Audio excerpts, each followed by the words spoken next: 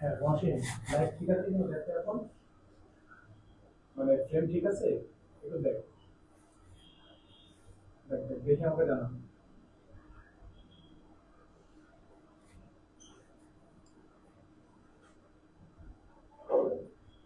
ঠিক আছে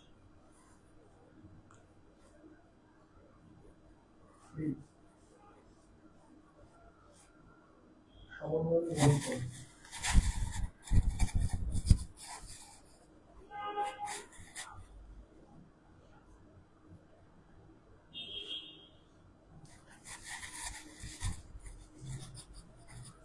আসসালামু আলাইকুম, কেমন আছো তোমরা সবাই? আচ্ছা, আজকে আমাদের মিশন মেডিকেলের পক্ষ থেকে এইচএসসি 23 এবং 24 ব্যাচের জন্য আজকে আমরা ফ্রি অনলাইন ক্লাস নিব। তো আজকে আমাদের টপিক হচ্ছে সমন্বয় ও নিয়ন্ত্রণ। তো তোমরা যারা জয়েন এখনো হইতে পারো নাই, তারা একটু দ্রুত জয়েন হও। তোমাদের ফ্রেন্ড যারা আছে তাদেরকে একটু দ্রুত বলো জয়েন হইতে। আচ্ছা, তো তোমরা হয়তো অনেকেই আমাকে চিনো, অনেকেই চিনো না। শুরুতে আমি আমার পরিচয়টা দিই। আমি ডাক্তার তরঙ্গ, আমি ময়মনসিংহ মেডিকেল কলেজ থেকে পাশ করে বের হয়েছি। তো আমি তোমাদের সাথে মিশন মেডিকেল কোর্সে আই এডুকেশনের এই কোর্সটাতে তোমাদের সাথে ম্যাক্সিমাম ক্লাসে তোমরা আমাকে পাবা। আচ্ছা, তো তোমাদের শুরুতে আমি প্রথমে যেটা আমি বলি যে আমরা এই যে অনলাইন ক্লাসগুলা, সব ক্লাসগুলা আমরা এরকম স্মার্ট বোর্ডে পিডিএফ ওপেন করে তোমাদেরকে ক্লাসগুলো নিব, ঠিক আছে? আমরা এই ক্ষেত্রে বই ব্যবহার করব। বায়োলজির ক্ষেত্রে আমরা, জুলজির ক্ষেত্রে বিশেষ করে জুলজির ক্ষেত্রে আমরা আজমল স্যারের বইটা পড়াবো, ঠিক আছে? এবং আজমল স্যারের বইটাতে আমাদের এখানে আমরা পুরো থ্রোলি তোমাকে পিডিএফ ওপেন করে আমরা থ্রোলি লাইন বাই লাইন তোমাদেরকে পড়িয়ে দিব। তুমি যদি আজকে সমন্বয় নিয়ন্ত্রণ ক্লাসের বস হতে চাও তাহলে তোমার জন্য আজকের ক্লাসটা, ঠিক আছে? তুমি অবশ্যই মনোযোগ সহকারে ক্লাসটা করবা এবং আশা রাখি তুমি এই ক্লাসের মধ্যেই 80% পড়া কভার করে ফেলতে পারবা, ঠিক আছে? তো তোমরা আমাকে একটু জানাও তোমরা সাউন্ড ঠিক মতো শুনতে পাচ্ছ কিনা, ঠিক আছে? সাউন্ড ঠিক মতো শোনা যায় কিনা একটু জানাও, কে একটু বলো সাউন্ড শুনতে পাচ্ছ কিনা ঠিক মতো। বুঝিনি কি বলতেছি ব্যবহার করো। আচ্ছা, ঠিক আছে, আমি আশা করি তোমরা সবাই ঠিক মতো সাউন্ড শুনতেছো। আমরা আমাদের ক্লাস শুরু করি, ঠিক আছে? আচ্ছা, আসো। তো ক্লাস শুরুর আগে অবশ্যই তোমরা কিন্তু এই আজমল স্যারের বইটা অবশ্যই বের করবা। আমি যখন যে লাইনটা পড়াবো তোমরা চাইলে দাগে রাখতে পারো, ঠিক আছে? আচ্ছা, আসো। দেখো, তো শুরুতে আমরা যে সমন্বয় নিয়ন্ত্রণ অধ্যায়টা পড়বো, সমন্বয় নিয়ন্ত্রণের প্রথমে আমাদের যে বিষয়টা জানতে হবে, সমন্বয় আমরা কোন বিষয়টাকে করি? আমাদের অ্যান্সার হবে সমন্বয় করি উদ্দীপনাকে। আমরা উদ্দীপনাকে সমন্বয় করে থাকি। তো আগে আমাদের জানতে হবে উদ্দীপনা কি। উদ্দীপনা বলতে কি বোঝায়? দেখো, উদ্দীপনা বলতে বোঝায় যা কিছু শনাক্তযোগ্য, যা কিছু শনাক্তযোগ্য এবং সারাদান উপযোগী, তাকে বলা হয় উদ্দীপনা। তাহলে আমি যদি বলি উদ্দীপনা শর্ত কি, উদ্দীপনা শর্ত হচ্ছে শনাক্তযোগ্য ও সারাদান উপযোগী। এই কথা খেয়াল করতে হবে। বিগত বছরে কিন্তু কোশ্চেন আসছে উদ্দীপনা কাকে বলে? শনাক্তযোগ্য ও সারাদান উপযোগী হলে তাকে বলা হয় উদ্দীপনা, ঠিক আছে? আশা করি পারবা। এখন দেখো, উদ্দীপনা উদ্দীপনা কার মাধ্যমে গৃহীত হয়? গ্রাহক অঙ্গ বা রিসেপ্টর, খুবই গুরুত্বপূর্ণ। গ্রাহক অঙ্গ বা রিসেপ্টরের মাধ্যমে উদ্দীপনা গৃহীত হয়, এই কথা খেয়াল রাখতে হবে। উদ্দীপনার গ্রহণ। এরপর আমরা খেয়াল করি উদ্দীপনা পরিবাহিত হয় কিসের সাহায্যে? স্নায়ু বা নিউরনের সাহায্যে। স্নায়ু বা নিউরনের সাহায্যে উদ্দীপনা পরিবাহিত হয়, ঠিক আছে? আর উদ্দীপনার সেই স্নায়ু বা নিউরন যে বাহিত করে, এর সাহায্যে প্রতিক্রিয়া ব্যক্ত করে কিসের সাহায্যে? ইফেক্টরের সাহায্যে, ঠিক আছে? তাহলে দেখো, উদ্দীপনা থেকে কি কি কোশ্চেন আসতে পারে? উদ্দীপনা থেকে কোশ্চেন গুলো আসতে পারে, উদ্দীপনার শর্ত কি? উদ্দীপনা অবশ্যই শনাক্তযোগ্য হতে হবে, সাধারণ উপযোগী হতে হবে। উদ্দীপনা কিসের সাহায্যে গৃহীত হয়? রিসেপ্টরের সাহায্যে। উদ্দীপনা কিসের সাহায্যে বাহিত হয়? স্নায়ু বা নিউরনের সাহায্যে। উদ্দীপনা কিসের সাহায্যে প্রতিক্রিয়া ব্যক্ত করে? ইফেক্টরের সাহায্যে। এই কথাগুলো তোমাকে অবশ্যই জানতে হবে, ঠিক আছে? আশা করি বিষয়টা বুঝতে পারছো, ঠিক আছে? আচ্ছা, এবার তাহলে আমরা একটু নিচে যে যাই। দেখো, যেহেতু আমরা সমন্বয় তন্ত্র পড়তেছি, তোমরা কি জানো সমন্বয় তন্ত্র কয় প্রকার? দেখো, এই বিষয়টা তোমরা অনেকে স্কিপ করো। তোমাদের একটা সমস্যা কি, তোমরা অধ্যায়ের পড়ো, সবকিছু ডিপলি পড়ো, কিন্তু অধ্যায়ের ভূমিকা অংশটা পড়ো না। তো অধ্যায়ের ভূমিকা অংশ খুবই গুরুত্বপূর্ণ। দেখো, অধ্যায়ের ভূমিকা অংশের মধ্যে খেয়াল করো, প্রাণী দেহে কয়টা সমন্বয় তন্ত্র আছে? 2টা। এই জিনিসটা তোমরা অনেক সময় খেয়াল করো না, যে সমন্বয় তন্ত্র কয়টা? 2টা। কি কি? একটা হচ্ছে ভৌত সমন্বয় তন্ত্র, আর একটা রাসায়নিক সমন্বয় তন্ত্র। অর্থাৎ ভৌত সমন্বয় তন্ত্র কার সাহায্যে ঘটে? স্নায়ুতন্ত্রের সাহায্যে। আর রাসায়নিক সমন্বয় তন্ত্র অন্তঃক্ষরা তন্ত্রের সাহায্যে, ঠিক আছে? এই দুইটা কথা খেয়াল করতে হবে। আচ্ছা, তাহলে এখন ভৌত সমন্বয় তন্ত্র স্নায়ুতন্ত্রের সাহায্যে আর রাসায়নিক সমন্বয় তন্ত্র অন্তঃক্ষরা তন্ত্রের সাহায্যে, তাহলে বলো তো এই দুইটার মধ্যে কোনটা হরমোনের মাধ্যমে সংঘটিত হয়? আশা করি সবার মনে মনে উত্তর দিয়ে ফেলছো। হ্যাঁ, রাসায়নিক সমন্বয় তন্ত্র, কারণ আমরা জানি অন্তঃক্ষরা তন্ত্র, এখান থেকে কি আসে? হরমোন। তাহলে হরমোন এর মাধ্যমে সংঘটিত হয় কোনটা? রাসায়নিক সমন্বয় তন্ত্র। আশা করি বিষয়টা ক্লিয়ার হয়েছে, ঠিক আছে? তো আমরা ভূমিকা অংশ থেকে এই অংশগুলো আমরা জানবো, ঠিক আছে? আচ্ছা, এরপরে আমরা যদি একটু নিচে যাই, একটু যদি আমরা পেজ চেঞ্জ করি,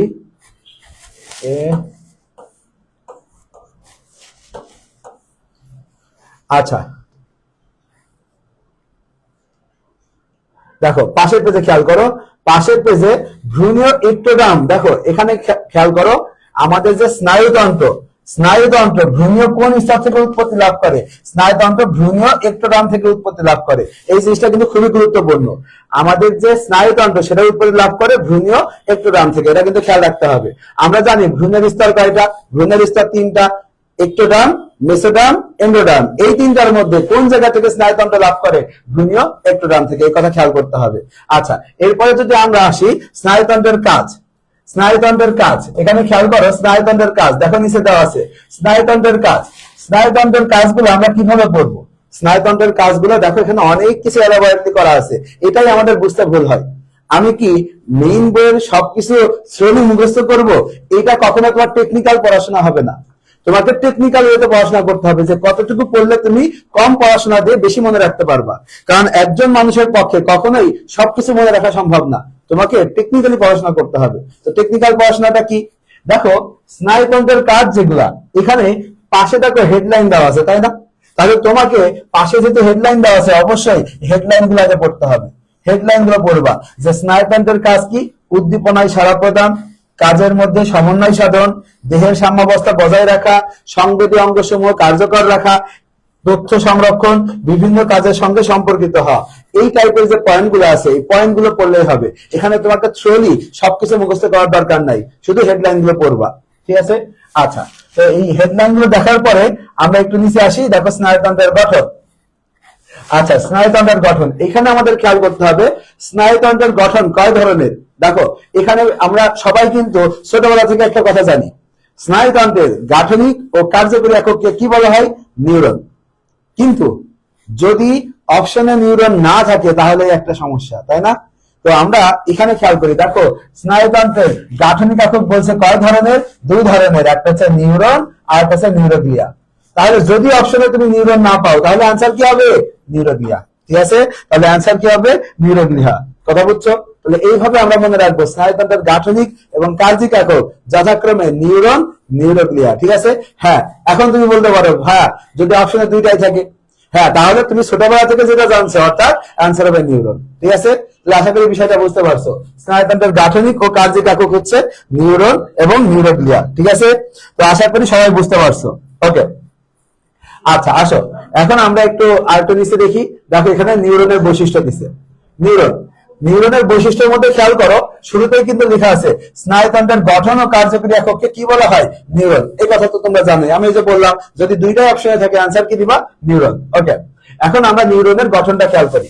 তো নিউরনের গঠন খেয়াল করতে হলে তোমরা অবশ্যই পাশের পেজে দেখো, একটা ছবি দেওয়া আছে। তোমাদের বইয়ের ছবিটা দেখো, এই ছবিটা খেয়াল করবা। তোমরা যখন নিউরনের বৈশিষ্ট্য পড়বা, তোমাকে অবশ্যই এই ছবি দেখতে হবে।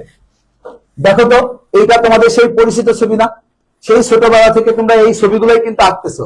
এই ছবি সম্পর্কে তোমাদের আশা করি ধারণা আছে। যে এই ছবিটা আসো আমরা একটু বর্ণনা করি। এই ছবির মধ্যে এখানে খেয়াল করো, এই যে মাঝখানে যে অংশটা আছে এইটা হচ্ছে কি কোষ দেহ। এখানে কোষ দেহর বাইরে আর বাকি যে অংশগুলো আছে এটা হচ্ছে একজন, এই যে যে শাখা প্রশাখা গুলো আছে এগুলো আছে ডেন্ড্রন। এটাই বলছে যে নিউরন কি কি অংশ নিয়ে গঠিত। অ্যান্সার হবে একটা কোষ দেহ বা সোমা, আর এই যে বাকি দুইটা একটা একটা একজন একটা ডেন্ড্রন, এই দুইটাকে বলা হয় প্রলম্বিত অংশ। তাহলে নিউরন এই দুইটা অংশ নিয়ে গঠিত, কোষ দেহ বা সোমা আর প্রলম্বিত অংশ। প্রলম্বিত অংশ আবার কি কি টাইপ? একটা আছে একজন আর একটা আছে ডেন্ড্রন। ঠিক আছে, এখন তোমাদের বইয়ের এই ছবিতে একটা বিষয় মিসিং আছে। কোন বিষয়টা মিসিং দেখো তো। একজন যেখান থেকে উৎপত্তি লাভ করছে, এই জায়গার একটা নাম আছে। এই জায়গার নামটা কি জানো? যেখান থেকে উৎপত্তি লাভ করছে তার নাম হচ্ছে একজন হিলক। তাহলে তোমরা এটা বইয়ের মধ্যে একটু লিখে নাও, এই জায়গার নাম হচ্ছে একজন হিলক। ঠিক আছে, একজন হিলক, এই জায়গাটার নাম কি? একজন হিলক। একজন হিলক, তাহলে একজন যে জায়গা থেকে উৎপত্তি লাভ করছে তাকে বলা হয় একজন হিলক। ঠিক আছে, এই কথাটা একটু খেয়াল রাখতে হবে। ওকে, আচ্ছা, আশা করি আমরা এটা বুঝতে পারছি। আমরা একটু এখন এগুলোর বর্ণনা করবো। আচ্ছা আসো একটু বর্ণনাতে আসি। আমরা শুরুতে যেহেতু পড়লাম কি সোমা, তো সোমাতে আসো। দেখো এখানে খেয়াল করো, সোমা বা এর আরেকটা নাম কি দেখো? কোষ দেহ। এখন এই কোষ দেহের বর্ণনা করতে হবে। তো সোমা বা কোষ দেহের মধ্যে খেয়াল করো, এই সোমা বা কোষ দেহ এটা হচ্ছে নিউরনের মুখ্য অংশ। তাহলে পরীক্ষায় যদি কখনো আসে নিউরনের মুখ্য অংশ কি, এই জায়গাটা কোশ্চেন আসলে তোমরা অবশ্যই আনসার দিতে হবে নিউরনের মুখ্য অংশ হচ্ছে কোষ দেহ। আমরা অনেকেই ভুল করে একজন অথবা ডেন্ড্রন দিয়ে ফেলি, সেগুলো কি হবে মুখ্য অংশ? না, নিউরনের মুখ্য অংশই কি কোষ দেহ।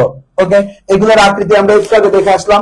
আকৃতিগুলো কেমন হতে পারে? গোল হতে পারে, ডিম্বাকার হতে পারে, নক্ষত্রাকার, মোচাকার, সুচালো, যা যা আছে এই আকৃতিগুলো তোমার পড়তে হবে। পরীক্ষা আসবে নিচের কোনটি কোষ দেহের আকৃতি হতে পারে না, তাহলে আমরা এই জিনিসগুলো পারবো আশা করি। ঠিক আছে, এই বিষয়গুলো একটু খেয়াল রাখবো।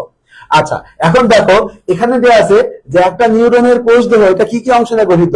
তো তোমরা নরমালি জানো যে কোনো কোষের মধ্যে অবশ্যই নিউক্লিয়াস থাকবে, অবশ্যই সাইটোপ্লাজম থাকবে, কিন্তু কোষ প্রাচীরও থাকে। আমরা জানি যে উদ্ভিদের বোটানিতে পড়ছি উদ্ভিদে কোষ প্রাচীর থাকে, প্রাণী দেহে কি থাকে না, এখানে কোষ প্রাচীর থাকবে না।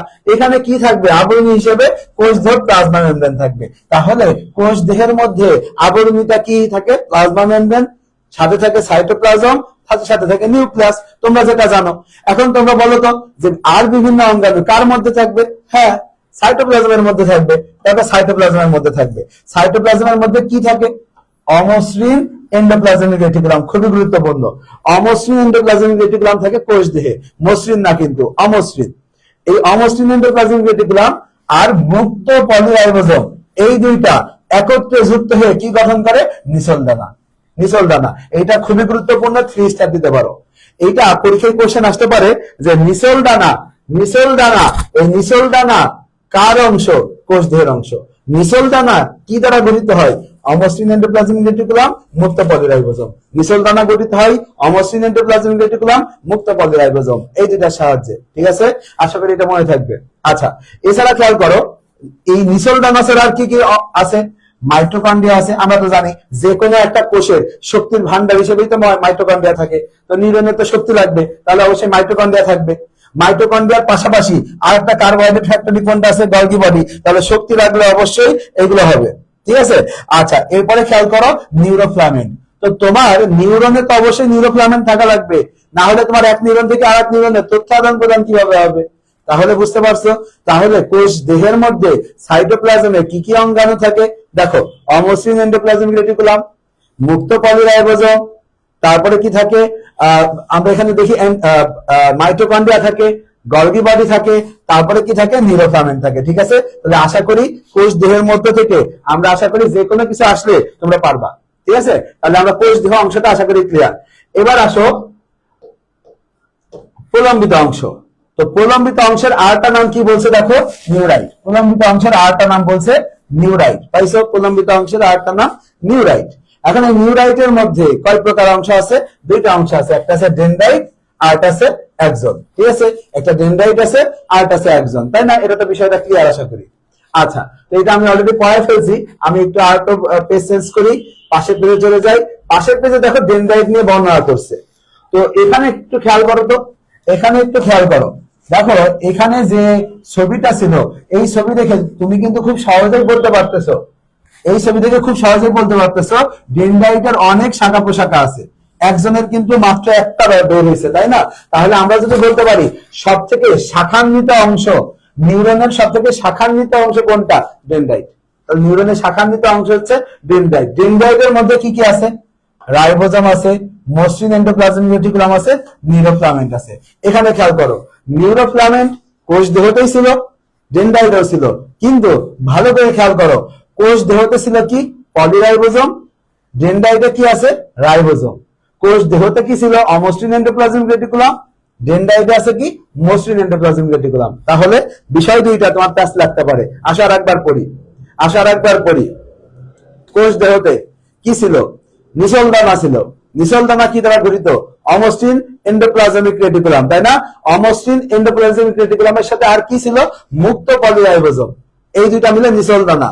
দেন এই সাইটোপ্লাজমের মধ্যে শক্তির জন্য কি ছিল? মাইটোকন্ড্রিয়া ছিল। তারপরে শক্তির জন্য আরেকটা কি ছিল? গলগি বডি ছিল। তারপরে ছিল নিউরোফিলামেন্ট। এইগুলো ছিল কোষ দেহে। এবার আসো এই ডেনড্রাইটের মধ্যে কি আছে? এই ডেনড্রাইটের মধ্যে পলিরাইবোজোমের জায়গা আছে রাইবোজোম, অমসৃণের জায়গা আছে মসৃণ এন্ডোপ্লাজমিক রেটিকুলাম, নিউরোফিলামেন্ট তো আছেই। নিউরোফিলামেন্ট তো সব জায়গায় থাকা উচিত, থাকবে। কথা বলছো?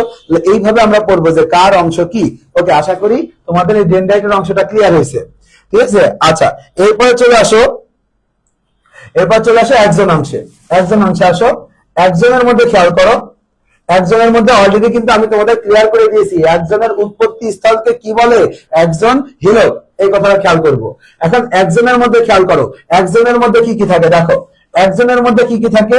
মাইক্রোটিউবুলস, নিউরোফিলামেন্ট। আমি কিন্তু তোমাকে বলছি নিউরনের প্রত্যেকটা অংশে কি থাকবে? নিউরোফিলামেন্ট। তার মানে তুমি জানো নিউরোফিলামেন্ট সবার মধ্যে কমন, নিউরোফিলামেন্ট থাকে। আচ্ছা, মাইটোকন্ড্রিয়া, লাইসোজোম। তাহলে এখন দেখো খুব গুরুত্বপূর্ণ একটা এমসিকিউ, যে মাইটোকন্ড্রিয়া বিহীন অংশ কোনটা? অ্যান্সার হবে ডেনড্রাইট। একজনের মধ্যেও মাইটোকন্ড্রিয়া আছে, তারপরে কোষ দেহের মধ্যেও কি আছে? মাইটোকন্ড্রিয়া আছে। মাইটোকন্ড্রিয়া বিহীন অংশের নাম হচ্ছে ডেনড্রাইট। কথা ক্লিয়ার? তাহলে আসো ট্রিকি কোশ্চেন গুলো আমরা এইভাবে শিখি, ঠিক আছে? আচ্ছা, তাহলে আশা করি পারবা। মাইটোকন্ড্রিয়া। আচ্ছা, এছাড়া লাইসোজোম দেখো, লাইসোজোম আর মাইক্রোটিউবুলস এই দুইটা কিন্তু কোষ দেহতে ছিল না। তাহলে এই দুইটা একটু ভালো করে পড়তে হবে। মাইক্রোটিউবুলস আর লাইসোজোম কোথায় থাকে? আনসার হবে একজনে থাকে, ঠিক আছে? আচ্ছা, এখন একজনের আর বাকি কিছু আমরা পড়বো। একজনের বাকি কিছু পড়ার আগে আগে তুমি এই অংশটা দেখো, এই অংশটা খেয়াল করো। দেখো শ্বান কোষ, শ্বান কোষ ছবিতে খেয়াল করো। শ্বান কোষের সাহায্যে কি কি গঠিত হয়েছে দেখো। শ্বান কোষের সাহায্যে নিউরিলেমা, এখানে একটা নিউক্লিয়াস আছে, মাইলিন শীথ, এই তিনটার কে একত্রে কি বলা হয়েছে? শ্বান কোষ। দেখতে পাচ্ছ? তাহলে ওই তিনটা অংশটা এখান থেকে ছবিতে খেয়াল করবা, ছবিতে খেয়াল করবা। শ্বান কোষের মধ্যে কিন্তু এই তিনটা অংশ আছে। তাহলে আচ্ছা, সরি, আমাদের পেজ চেঞ্জ হয়ে গেছে।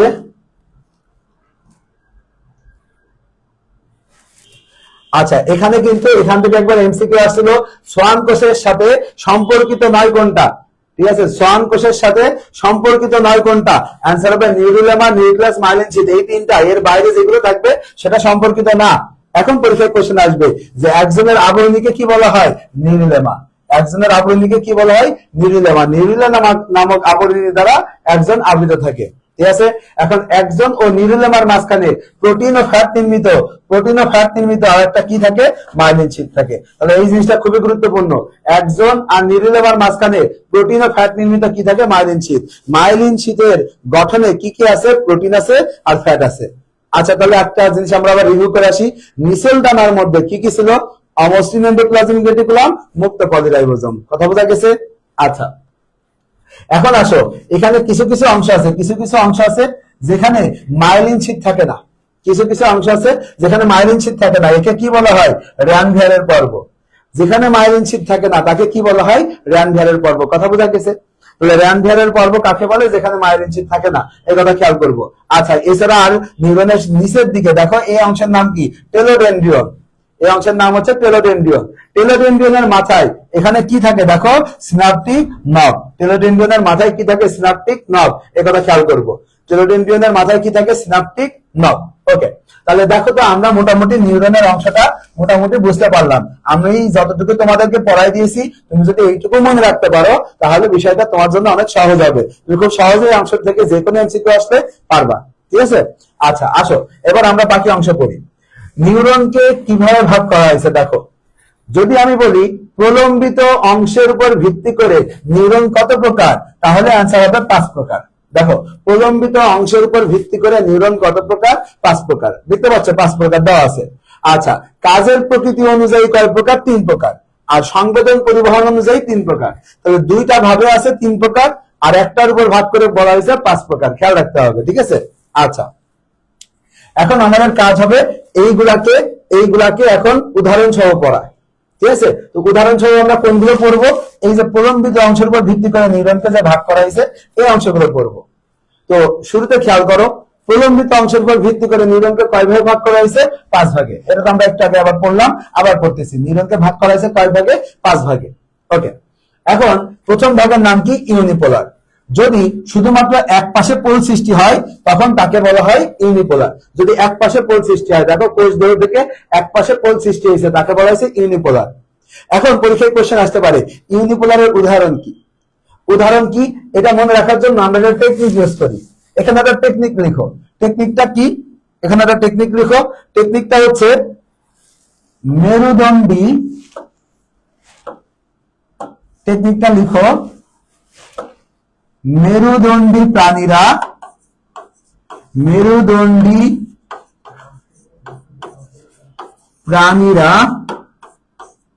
ইউনিক।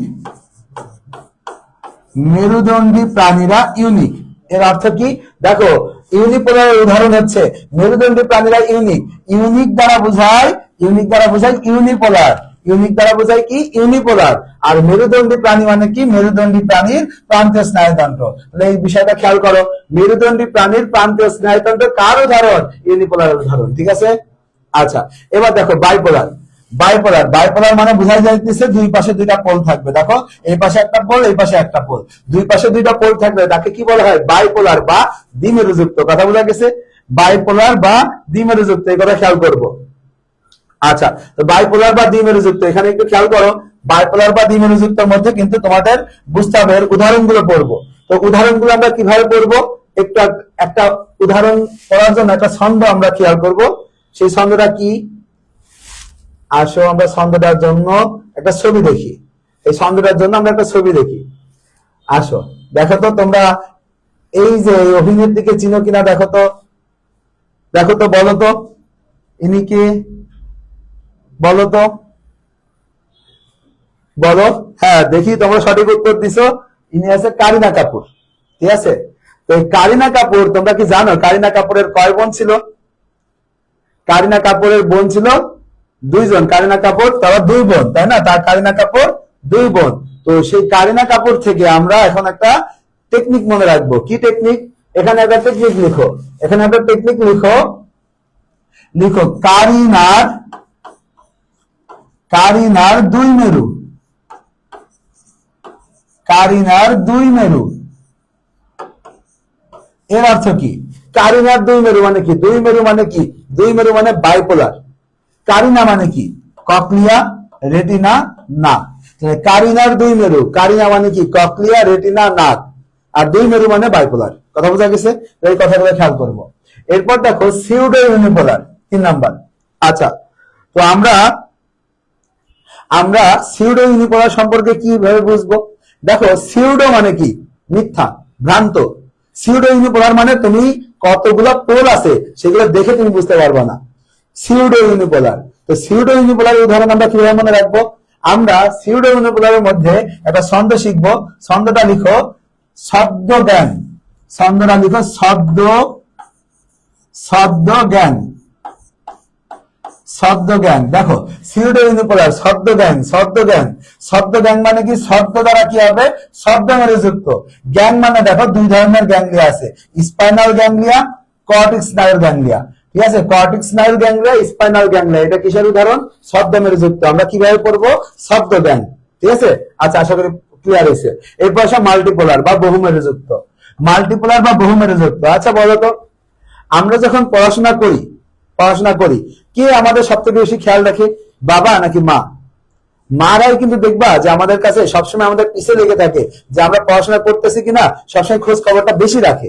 হ্যাঁ, অনেকের ক্ষেত্রে বাবাও হইতে পারে, তবে এটা ম্যাক্সিমাম ক্ষেত্রে মাদেরই দেখা যায়। তো মারা সবসময় আমাদের পিছনে কিভাবে লেগে থাকে, স্পাইয়ের মতো, তাই না? স্পাইয়ের মতো একটু লেগে থাকে সবসময় আমাদের পিছনে। তো সেই কারণে আমরা এইভাবে লিখে থাকবো, মাল্টিপোলারের উদাহরণ হবে স্পাই, স্পাই মাম। মাল্টিপোলারের উদাহরণ হবে স্পাই মাম। স্পাই মাম শব্দের অর্থ কি? স্পাই দ্বারা স্পাইনাল কর্ড, মাতে মাল্টিপোলার, আর মতে মস্তিষ্ক। তাহলে এই জিনিসটা একটু খেয়াল করো, মাল্টিপোলারের উদাহরণ কি? স্পাই মাম। স্পাই মাম মানে কি? স্পাইনাল কর্ড, মাল্টিপোলার, মস্তিষ্ক। কথা বোঝা গেছে? স্পাইনাল কর্ড, মাল্টিপোলার, মস্তিষ্ক, স্পাই মাম। এখন দেখো আর একটা উদাহরণ আছে, সেটা হচ্ছে অ্যাপোলার। অ্যাপোলার মানে বোঝাই যাচ্ছে মেরুহীন, কোনো মেরু থাকবে না। কোন মেরু যদি না থাকে তার মানে কোষ দেহে কোনো প্রকার প্রলম্বিত অংশ থাকবে না। দেখো লাইনটা কিন্তু খুবই গুরুত্বপূর্ণ। অ্যাপোলার মানে কি? এ মানে কি? না। এ মানে না, পোল মানে মেরু, মেরু না থাকলে তাকে বলা হয় অ্যাপোলার। ওকে, এই বিষয়টা খেয়াল করবো। এখন এখানে একটা উদাহরণ দেখো, যে জিনিসটা ভুল হয়, চোখের রেটিনার মধ্যবর্তী নিউক্লিয়ার স্তর। দেখো অলরেডি আমরা পড়ছি রেটিনা, রেটিনাতে কোন ধরনের নিউরন পাওয়া গেছে? রেটিনাতে পাওয়া গেছে বাইপোলার। কিন্তু পরীক্ষায় যদি আসে রেটিনার মধ্যবর্তী নিউক্লিয়ার স্তর, তাহলে কি হবে? অ্যাপোলার। ঠিক আছে, তাহলে কিন্তু হবে অ্যাপোলার। এই কথা খেয়াল রাখতে হবে। রেটিনার মধ্যবর্তী নিউক্লিয়ার স্তর বললে অ্যাপোলার, শুধু রেটিনা বললে বাইপোলার। ঠিক আছে, খেয়াল রাখতে হবে কিন্তু। ওকে, আচ্ছা আসো আসো আমরা আরেকটু নিচে দেখি। কাজের প্রকৃতি অনুসারে এখানে সংবেদী হইতে পারে, চেষ্টীয় হইতে পারে, মিশ্র হইতে পারে। এগুলো আমরা পরে আরো ডিটেইলস জানবো। ঠিক আছে, আপাতত তিনটা নাম পড়ি, সংবেদী, চেষ্টীয়, মিশ্র। আচ্ছা ঠিক আছে, এরপরে আমরা সংবেদনের পরিবহনের ভিত্তিতে নিউরনকে তিন ভাগে ভাগ করা আছে, এই তিনটা ভাগ সম্পর্কে পড়বো। আচ্ছা, এরপরে আমরা চলে আসি, দেখো আমাদের নেক্সট টপিক হচ্ছে নিউরোগ্লিয়া। নিউরোগ্লিয়াতে আসি। দেখো নিউরোগ্লিয়া আমরা কিন্তু একদম শুরুতেই পড়ছি যে স্নায়ুতন্ত্রের গাঠনিক একক দুই ধরনের, একটা হচ্ছে নিউরন আর একটা হচ্ছে নিউরোগ্লিয়া। ঠিক আছে, তাহলে এই দুইটা অংশ কিন্তু অলরেডি আমরা জানি। এখন খেয়াল করো, এই যে নিউরোগ্লিয়া, নিউরোগ্লিয়া সম্পর্কে তোমাদের জানতে হবে। নিউরন যে যোজক টিস্যুর মধ্যে সুরক্ষিত থাকে, নিউরন যে যোজক টিস্যুর ভিতর সুরক্ষিত থাকে, তাকে কি বলা হয়? নিউরোগ্লিয়া। তাহলে নিউরনকে সুরক্ষা দেয় কে? নিউরোগ্লিয়া। নিউরনকে সুরক্ষা দেয় হচ্ছে নিউরোগ্লিয়া। ঠিক আছে, এখন তোমাদের বইয়ে দেওয়া আছে নিউরোগ্লিয়া তিন প্রকার, কিন্তু আসলে কিন্তু নিউরোগ্লিয়া তিন প্রকার না, নিউরোগ্লিয়ার আরো একটা প্রকার আছে। তবে যেহেতু তোমাদের বইয়ে নিউরোগ্লিয়াকে তিন ভাগে ভাগ করছে, পরীক্ষায় কোশ্চেন আসলে তোমরা নিউরোগ্লিয়া তিন প্রকার এটাই দিও। নিউরোগ্লিয়াকে তাহলে কত প্রকার দিবা? তিন প্রকার। কিন্তু আর একটা অতিরিক্ত উদাহরণ কি? 4 নাম্বার দিবা। 4 নাম্বার দিয়ে লিখো অ্যাপেন্ডাইমা। তাহলে নিউরোগ্লিয়ার আর একটা নাম কি? অ্যাপেন্ডাইমা। ঠিক আছে, এই কথাটা খেয়াল করবো। নিউরোগ্লিয়ার আর একটা নাম কি? তাহলে অ্যাপেন্ডাইমা। ঠিক আছে, আচ্ছা এখন খেয়াল করো, এই যে অ্যাপেন্ডাইমা, এই অ্যাপেন্ডাইমার কাজ কি? আগে আমি অ্যাপেন্ডাইমার কাজটা পড়ে আসি। অ্যাপেন্ডাইমার কাজ হচ্ছে সিএসএফ তৈরি, সেরেব্রো স্পাইনাল ফ্লুইড, সিএসএফ তৈরি। তাহলে এটা একটু লিখে নিব। আমাদের 4 নাম্বার যে নিউরোগ্লিয়া, সেটা হচ্ছে অ্যাপেন্ডাইমা এবং তার কাজ হচ্ছে সিএসএফ তৈরি করা। কথা বোঝা গেছে? তার কাজ হচ্ছে সিএসএফ তৈরি করা, কথাটা খেয়াল করবো। আচ্ছা, এছাড়া আর কি কি কোষ আছে? দেখো নিউরোগ্লিয়ার আর কি কি অংশ আছে? অ্যাস্ট্রোসাইট আছে, অলিগোডেন্ড্রোসাইট আছে, মাইক্রোগ্লিয়া আছে। তাহলে ওই অ্যাপেন্ডাইমা ছাড়া আরো তিনটা অংশ আছে নিউরোগ্লিয়ার। এই তিনটা অংশ সম্পর্কে এখন জানতে হবে। প্রথমে খেয়াল করো অ্যাস্ট্রোসাইট। আমরা তো সবাই জানি অ্যাস্টার মানে হচ্ছে কি? তারকা। তাই অ্যাস্টার, অ্যাস্টার কোষগুলো কিসের আকৃতির? তারকাকৃতির। ঠিক আছে, এবং অ্যাস্টার থেকে কি বিচ্ছুরিত হয়। এই কারণে দেখো এইগুলো কেন্দ্র থেকে কি হয়? বিচ্ছুরিত হয়। তাহলে দেখো তুমি যদি একটা জিনিসের মিনিং জানো, তাহলে কিন্তু তোমার কাছে পড়াটা অনেক সহজ হয়ে যাবে। অ্যাস্ট্রোসাইট তাহলে কি? তারকাকৃতি। অ্যাস্ট্রোসাইট তাহলে কি? বিচ্ছুরিত হয়। এই কথাগুলো খেয়াল করতে হবে। আচ্ছা, এবং অ্যাস্ট্রোসাইটের মধ্যে খেয়াল করব, এরা নিউরনে কি করে? পুষ্টি সরবরাহ করে। তাহলে খুবই গুরুত্বপূর্ণ, পরীক্ষায় কোশ্চেন আসবে, নিউরনের পুষ্টি সরবরাহ করে কে? অ্যাস্ট্রোসাইট। নিউরনের পুষ্টি সরবরাহ কে করে? অ্যাস্ট্রোসাইট। সিএসএফ কে তৈরি করে? অ্যাপেন্ডাইমা। আসো এবার অলিগোডেন্ড্রোসাইট। অলিগোডেন্ড্রোসাইট কি তৈরি করে? মাইলিন আবরণ তৈরি করে। অলিগোডেন্ড্রোসাইট কি তৈরি করে? মাইলিন আবরণ। কথা বোঝা গেছে? মাইলিন আবরণ কে গঠন করে? অলিগোডেন্ড্রোসাইট। এরপর মাইক্রোগ্লিয়া। গ্লিয়া, গ্লিয়া শব্দ দেখে আমরা বুঝতেছি এদের প্রধান কাজই হচ্ছে ফ্যাগোসাইটোসিস করা। তাহলে মাইক্রোগ্লিয়ার কাজ কি? ফ্যাগোসাইটোসিস করা। ঠিক আছে, আশা করি নিউরোগ্লিয়ার যে 4টা অংশ, অ্যাস্ট্রোসাইট, অলিগোডেন্ড্রোসাইট, মাইক্রোগ্লিয়া, অ্যাপেন্ডাইমা, সবগুলোর কাজ তোমরা পারবা। ঠিক আছে, এখানে একটা বিষয় খেয়াল করো, অ্যাস্ট্রোসাইটের মধ্যে একটা খুব গুরুত্বপূর্ণ পয়েন্ট আছে। এরা রক্তজালিকা আর নিউরনের সাথে সংযোগ স্থাপন করে। তাহলে কার কার সাথে সংযোগ করে? রক্তজালিকা আর নিউরন। তো যেহেতু ব্লাড আর ব্রেইনের সাথে সংযোগ স্থাপন করতেছে, তাই এদেরকে বলা হয় blood brain barrier. Blood brain barrier হিসেবে কাজ করে কোনটা? অ্যান্সার হবে অ্যাস্ট্রোসাইট। ঠিক আছে, অ্যাস্ট্রোসাইট ব্লাড ব্রেইন ব্যারিয়ার হিসেবে কাজ করে, খেয়াল রাখতে হবে। ওকে,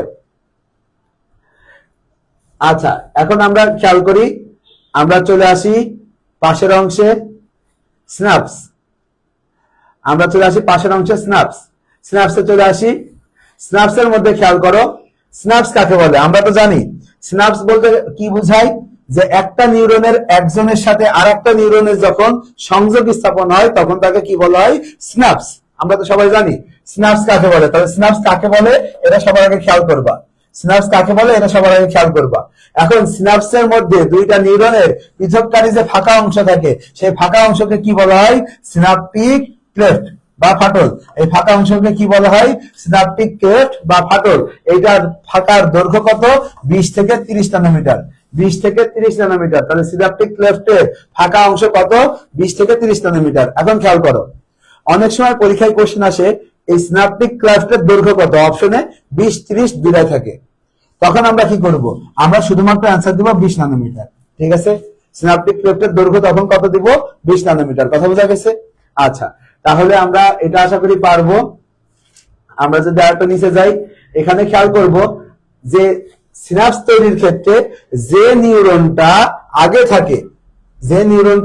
থাকে সেটাকে বলা হয় প্রিসিনাপটিক নিউরন, যে নিউরনটা পরে থাকে তাকে বলা হয় পোস্টনাপটিক নিউরন। ঠিক আছে, এই কথাটা খেয়াল করব যে প্রিসিনাপটিক নিউরন কি আর পোস্টনাপটিক নিউরন কি খেয়াল করব। আর একটা বিষয় খেয়াল করো, সিনাপস কয় ধরনের? 2 ধরনের। একটা আছে বৈদ্যুতিক আর একটা আছে রাসায়নিক। তাহলে সিনাপস আছে এই 2 ধরনের, একটা বৈদ্যুতিক আর একটা রাসায়নিক, খেয়াল রাখতে হবে। তাহলে সিনাপস 2 ধরনের, বৈদ্যুতিক আর রাসায়নিক, কথাটা খেয়াল রাখবো। ওকে, আচ্ছা, পরে আসে সিনাপসের প্রকারভেদ। সিনাপসকে মোট কয় ভাগে ভাগ করা গেছে? সিনাপসকে ভাগ করা গেছে দেখো 4 ভাগে। সিনাপসকে ভাগ করা হয়েছে 4 ভাগে। কি কি ভাগ আছে দেখো? এক্সোসোমাটিক, তাই না? সিনাপসকে ভাগ করা হয়েছে কি? এক্সোসোমাটিক। এক্সো মানে কি বোঝা যাচ্ছে? একজন। সোমা মানে দেহ। তাহলে একজনের সাথে দেহের যদি সিনাপস হয় সেটাকে বলা হয় এক্সোসোমাটিক। এইরকম বাকি যে নামগুলো আছে দেখো, তুমি নাম দেখলে বুঝতে পারবা যে কার কার মধ্যে সিনাপস হয়েছে। একজনের সাথে ডেন্ড্রন হলে এক্সোডেন্ড্রাইটিক, একজনের সাথে একজন হইলে এক্সোএক্সোনিক, ডেন্ড্রনের সাথে ডেন্ড্রন হইলে ডেন্ড্রোডেন্ড্রাইটিক। ঠিক আছে, এই কথাগুলো খেয়াল করতে হবে। ওকে, আশা করি এগুলো পারবা। আচ্ছা, আমরা চলে আসি আরেকটা নিচে আসি। দেখো সিনাপসের কাজ। সিনাপসের কাজ কিন্তু মেডিকেল ভর্তি পরীক্ষায় অনেকবার আসছে। সিনাপসের কাজটা খুব ভালো মতো পড়বা। সিনাপসের কাজটা কিন্তু খুব ভালো মতো পড়তে হবে। সিনাপসের কাজ নিউরন থেকে নিউরনের তথ্য স্থানান্তর করে। বাদ বাকি যে কাজগুলো আছে তোমরা একটু পড়ে নিবা। ঠিক আছে, আচ্ছা আসো এরপরে নিউরোট্রান্সমিটার। দেখো নিউরোট্রান্সমিটারের মধ্যে আসো। আমরা সবাই জানি যে সিনাপসের মধ্যে তো একটা ফাঁকা জায়গা থাকে। তাহলে কি করতে হবে? এক সিনাপস থেকে তথ্য আরেক সিনাপসে নিয়ে যেতে হবে। তো এক সিনাপস থেকে তথ্য আরেক সিনাপসে অটোমেটিক্যালি তো যাবে না, কোন একজন সাহায্য দরকার, যার সাহায্যে নিউরন এক সিনাপস থেকে আরেক সিনাপসে তথ্য আদান প্রদান করবে, তাকেই বলা হয় কি? নিউরোট্রান্সমিটার। ঠিক আছে, ওই নিউরোট্রান্সমিটার কাকে বলে? যে এক সিনাপস থেকে আরেক সিনাপসের মধ্যে তথ্য আদান প্রদান করবে, তাকে বলা হচ্ছে নিউরোট্রান্সমিটার। এই কথাটা খেয়াল করবো। ঠিক আছে, আচ্ছা, তাহলে এটা খেয়াল রাখবো। পরে চলে আসি নিউরোট্রান্সমিটারের প্রকারভেদ। এখানে নিউরোট্রান্সমিটারের প্রকারভেদ থেকে কিভাবে কোশ্চেন আসতে পারে, কোশ্চেন গুলো খেয়াল করো। ফার্স্ট অফ অল কোশ্চেন আসতে পারে নিউরোট্রান্সমিটারের গঠন কি কি দেওয়া হইতে পারে। নিউরোট্রান্সমিটারের গঠনের মধ্যে খেয়াল করবা, নিউরোট্রান্সমিটারের গঠন হতে পারে অ্যামিনো অ্যাসিড দ্বারা, বায়োজেনিক অ্যামাইন দ্বারা, ট্রেস অ্যামাইন দ্বারা, মানে অ্যামিনের বিভিন্ন গ্রুপ দ্বারা কিন্তু এই নিউরোট্রান্সমিটার গুলো গঠিত হচ্ছে। তাহলে পরীক্ষায় কোশ্চেন আসতে পারে নিউরোট্রান্সমিটার গঠনের প্রধান রাসায়নিক উপাদান কোনটা? অ্যান্সার হবে অ্যামিনো অ্যাসিড। প্রধান রাসায়নিক উপাদান কি? Amino acid. বাকি সবগুলো খেয়াল করো, পেপটাইড, পিউরিন, গ্যাস, একক আয়ন। এখান থেকে সব থেকে বেশি আশা কোশ্চেন যেটা, যে সর্বাধিক ব্যবহৃত নিউরোট্রান্সমিটার কোনটা? অ্যাসিটাইলকোলিন। অ্যাসিটাইলকোলিনের উপরে লিখে রাখবো সর্বাধিক ব্যবহৃত।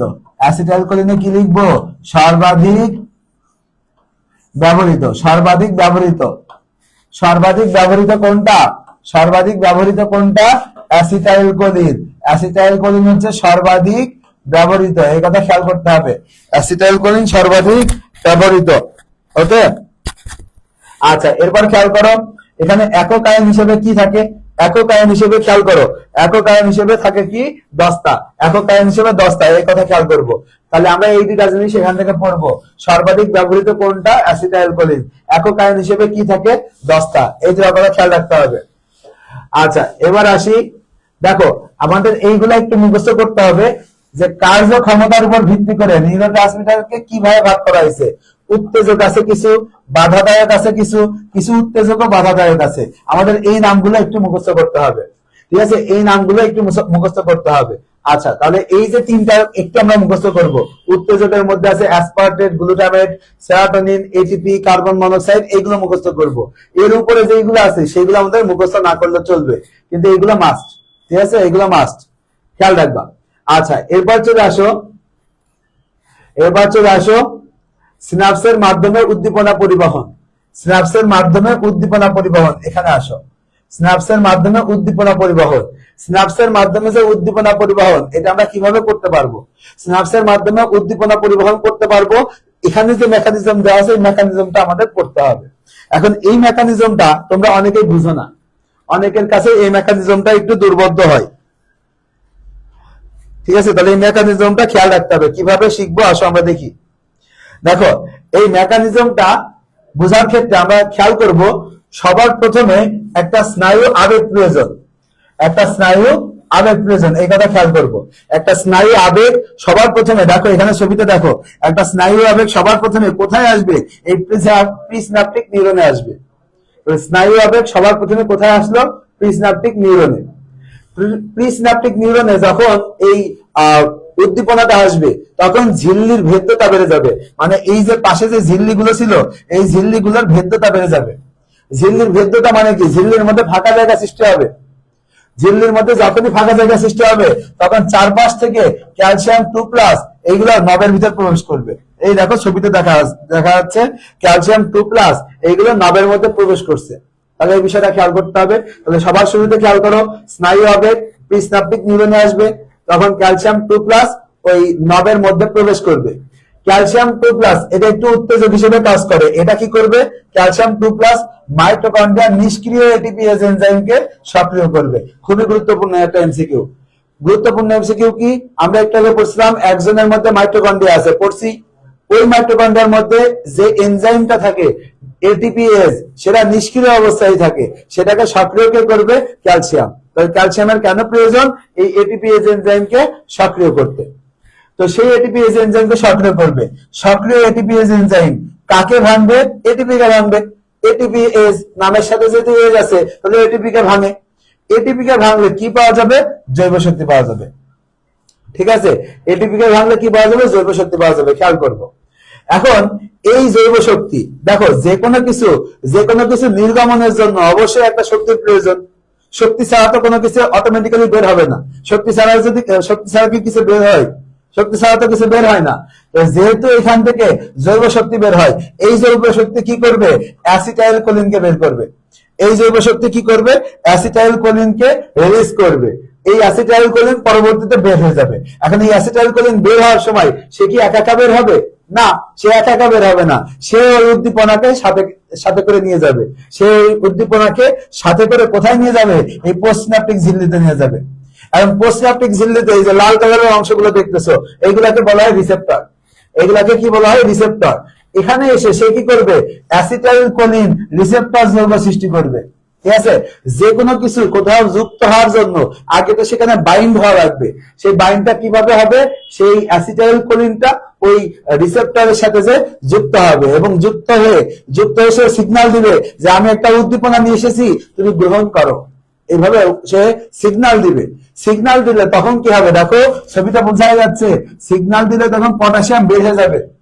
আর সোডিয়াম কি করবে? প্রবেশ করবে। পটাশিয়াম বের হয়ে যাবে, সোডিয়াম প্রবেশ করবে।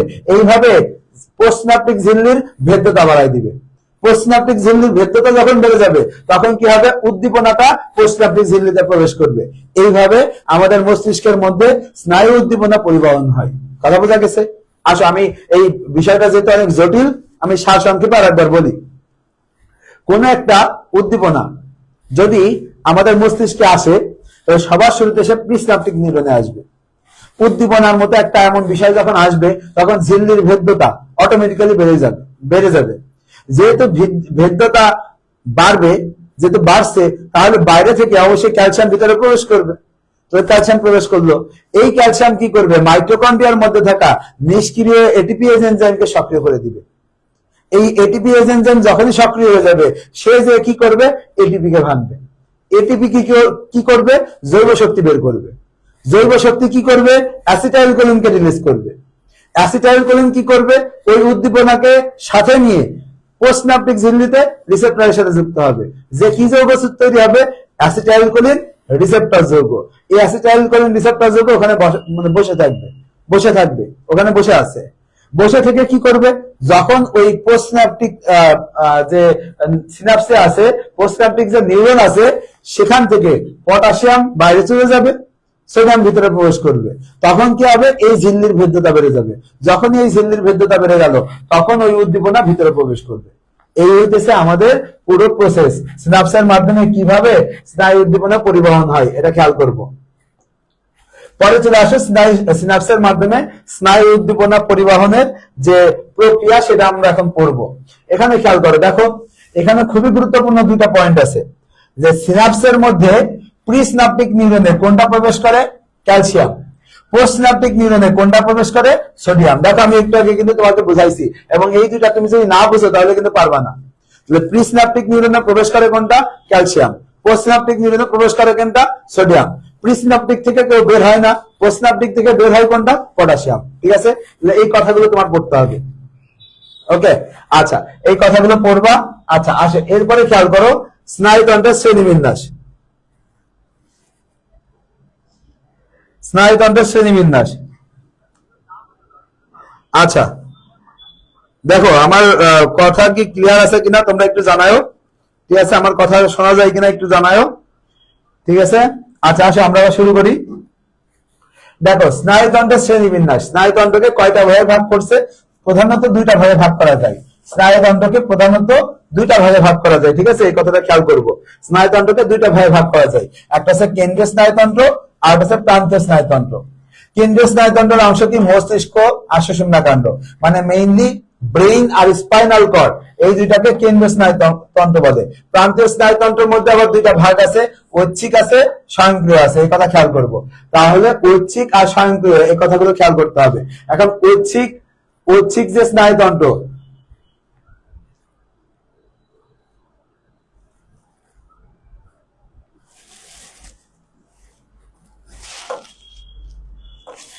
আচ্ছা একটু সরি, পিডিএফটা ওপেন করি আবার।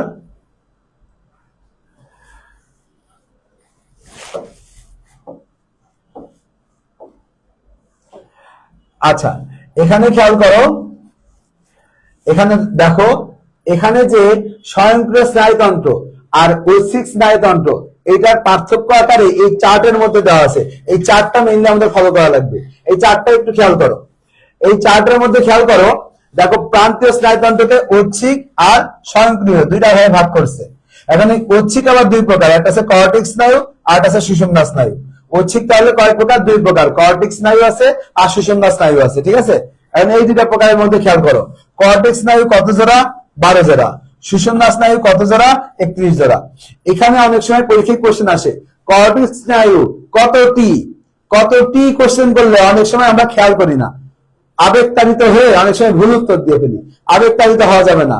কতটি বললে 24টি, এটা হবে 62টি, কিন্তু জোড়া বললে 12 জোড়া, 31 জোড়া, খেয়াল রাখতে হবে। ওকে, আচ্ছা এবার আসো স্বয়ংক্রিয় স্নায়ুতন্ত্র। এখানে খেয়াল করো, সিম্প্যাথেটিক আছে, প্যারাসিম্প্যাথেটিক আছে। প্যারাসিম্প্যাথেটিকের মধ্যে খেয়াল করো, সুষুম্না স্নায়ু আছে, কর্টিক স্নায়ু আছে। এখান থেকে পরীক্ষায় কোশ্চেন আসে প্যারাসিম্পেথেটিক কর্টিক স্নায়ু কোনটা, মেডিকেল ভর্তি পরীক্ষার কোশ্চেন প্যারাসিম্পেথেটিক কর্টিক স্নায়ু কোনটা, ঠিক আছে, এটা আমাদের খেয়াল রাখতে হবে। প্যারাসিম্পেথেটিক কর্টিক স্নায়ু, এটা লিখে নাও, ঠিক আছে, এটা একটু লিখে নিবা। ক্রেনিয়াল 3, 7, 9, 10 এইগুলো হইতেছে প্যারাসিম্পেথেটিক কর্টিক স্নায়ু। তাহলে প্যারাসিম্পেথেটিক কর্টিক স্নায়ু কোনটা, 3, 7, 9, 10। সুষুম্না স্নায়ু কোনটা, স্যাক্রাল 2, 3, 4 এইগুলো হইতেছে প্যারাসিম্পেথেটিক, ঠিক আছে। তাহলে পরীক্ষায় কোশ্চেন আসতে পারে প্যারাসিম্পেথেটিক কর্টিক স্নায়ু কোনটা, 3, 7, 9, 10।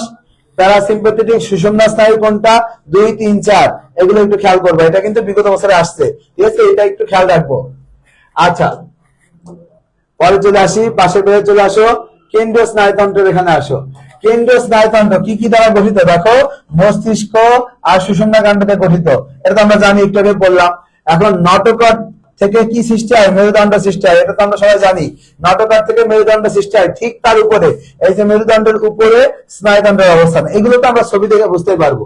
এখন সবথেকে গুরুত্বপূর্ণ, একটোডার্ম থেকে তো আমাদের স্নায়ুতন্ত্র আসে, একদম শুরুতেই পড়ছি, স্নায়ুতন্ত্র আসে কই থেকে, একটোডার্ম থেকে, কিন্তু পরীক্ষা আসবে একটোডার্মের মধ্যে কি থাকে, নিউরাল টিউব, এই নিউরাল টিউব থেকে পরবর্তীতে কি তৈরি হয়, মস্তিষ্ক এবং সুষুম্না কাণ্ড। তবে পরীক্ষায় আসতে পারে আলাদা ভাবে, তোমার একটোডার্ম না দিয়ে পরীক্ষা আসতে পারে আলাদা হবে, মস্তিষ্ক আর সুষুম্না কাণ্ড গঠন করে কোনটা, অ্যান্সার হবে নিউরাল টিউব, ঠিক আছে। নিউরাল টিউব কথাটা খেয়াল করবো। এরপরে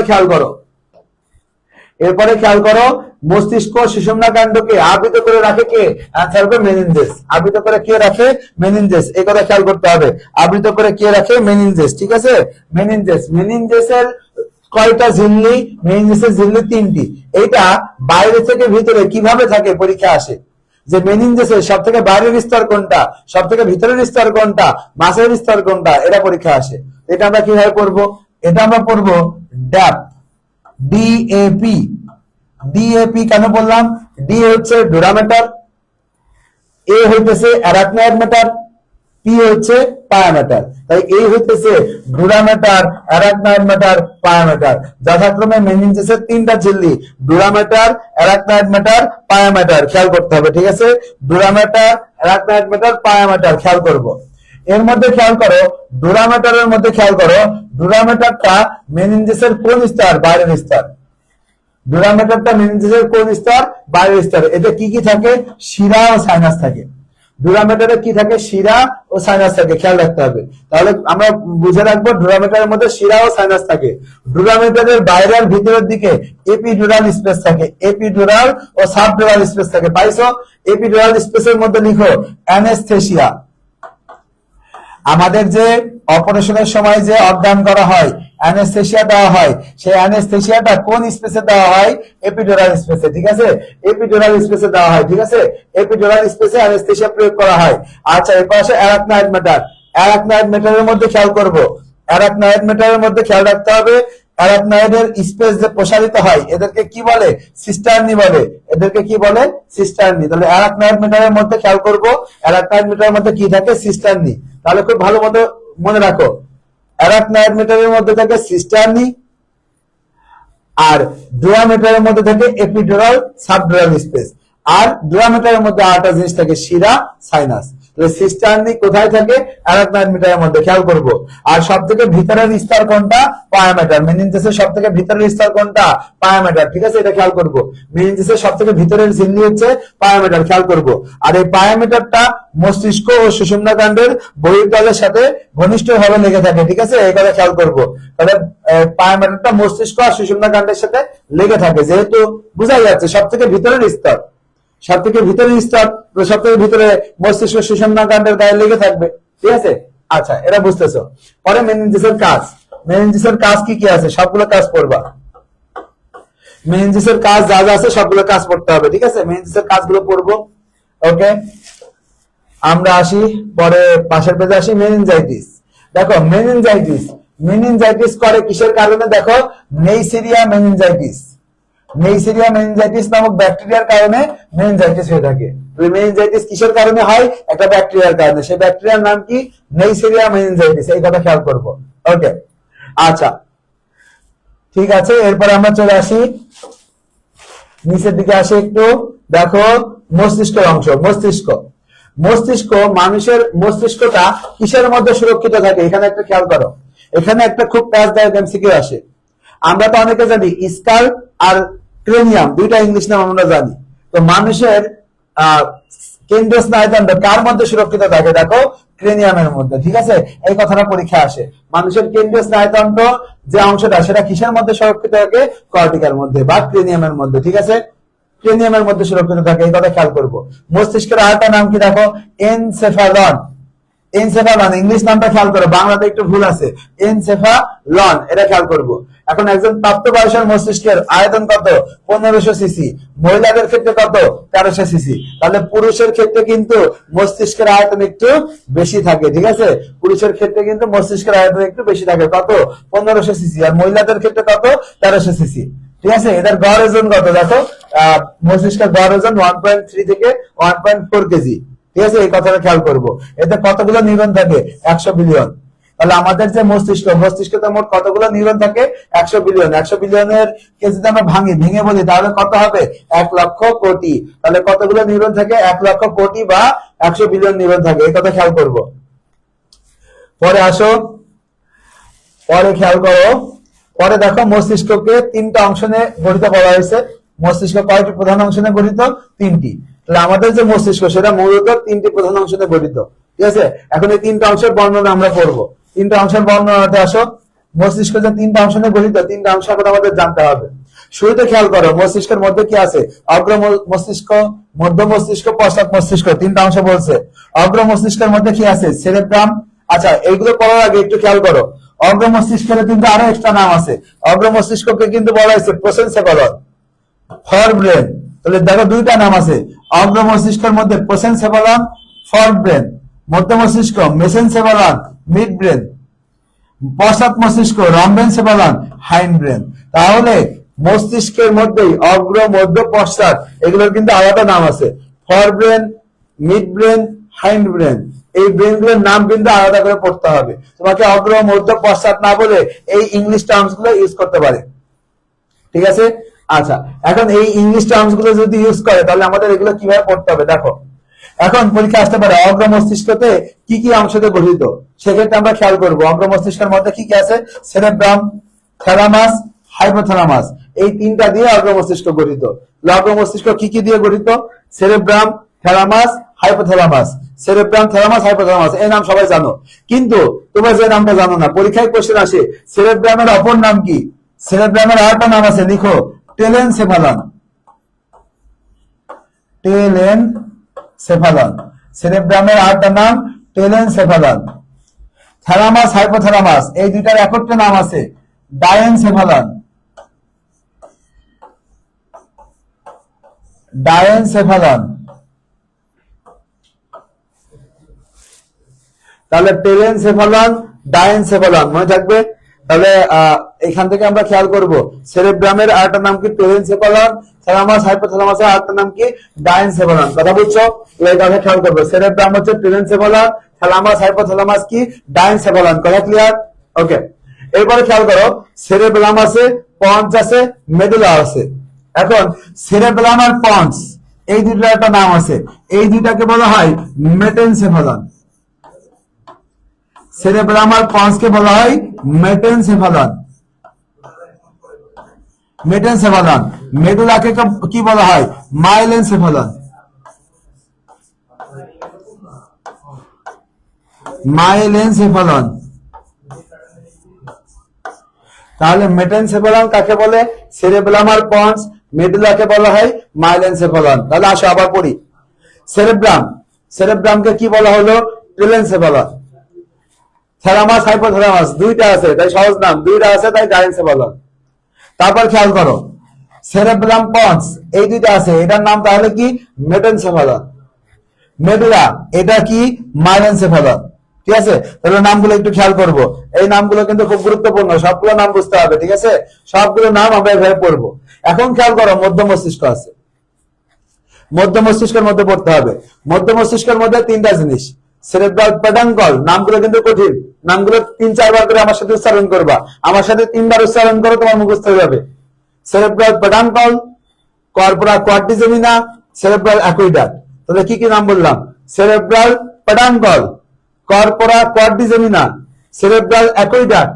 আবার বলো, cerebral peduncle, corpora quadrigemina, cerebral aqueduct. তাহলে এই তিনটা হইতেছে তোমার মনে রাখতে হবে মধ্য মস্তিষ্কের অংশ। এই তিনটা তাহলে খেয়াল রাখবো। ওকে, এই তিনটা অংশ খেয়াল রাখতে হবে। ওকে, এরপর চলে আসো পাশের পেজে অগ্র মস্তিষ্ক। দেখো এখানে খেয়াল করো, এখানে পাশের পেজে অগ্র মস্তিষ্কের মধ্যে দেখো সেরেব্রাম আছে।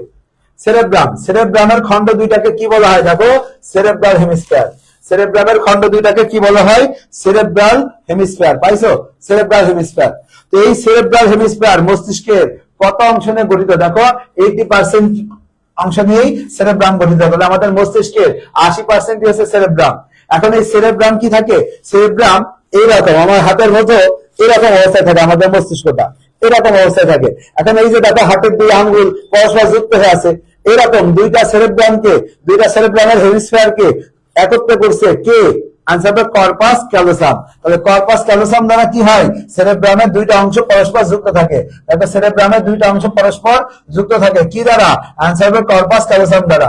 সেরেব্রামের দুইটা অংশ পরস্পর যুক্ত থাকে কি দ্বারা? কর্পাস ক্যালোসাম দ্বারা। কর্পাস ক্যালোসাম দ্বারা পরস্পর দুইটা অংশ যুক্ত থাকে, খেয়াল রাখতে হবে কর্পাস ক্যালোসাম দ্বারা। ঠিক আছে, এখন পরীক্ষায় কোশ্চেন আসে যে তোমার আমাদের মস্তিষ্কের কোথায় গ্রে ম্যাটার আর কোথায় হোয়াইট ম্যাটার আছে, এটা পরীক্ষায় কোশ্চেন আসে। সেক্ষেত্রে আমাদের মনে রাখতে হবে আমাদের মাথা একটা নারকেল। তুমি কি চিন্তা করবা? আমাদের মাথা একটা নারকেল, নারকেলের বাইরে কি থাকে? গ্রে ম্যাটার, আর ভিতরে কি থাকে? White matter. তাহলে মস্তিষ্কের কি আছে? বাইরে হচ্ছে গ্রে ম্যাটার আর ভিতরে কি? White matter. আশা করি ভুল হবে না। গ্রে ম্যাটার, ভিতরে হোয়াইট ম্যাটার। মস্তিষ্কের বাইরে গ্রে ম্যাটার, ভিতরে হোয়াইট ম্যাটার, খেয়াল রাখবো। এখন এই যে দেওয়া আছে বাইরে কি আছে? 3 সেন্টিমিটার পুরো গ্রে ম্যাটার আছে। তাহলে পুরুত্বটা খেয়াল করব। আচ্ছা, এবার চলে আসি, একটু নিচে আসি। দেখো সেরেব্রামের মধ্যে খেয়াল করো, সেরেব্রামের কিছু উঁচু জায়গা আছে।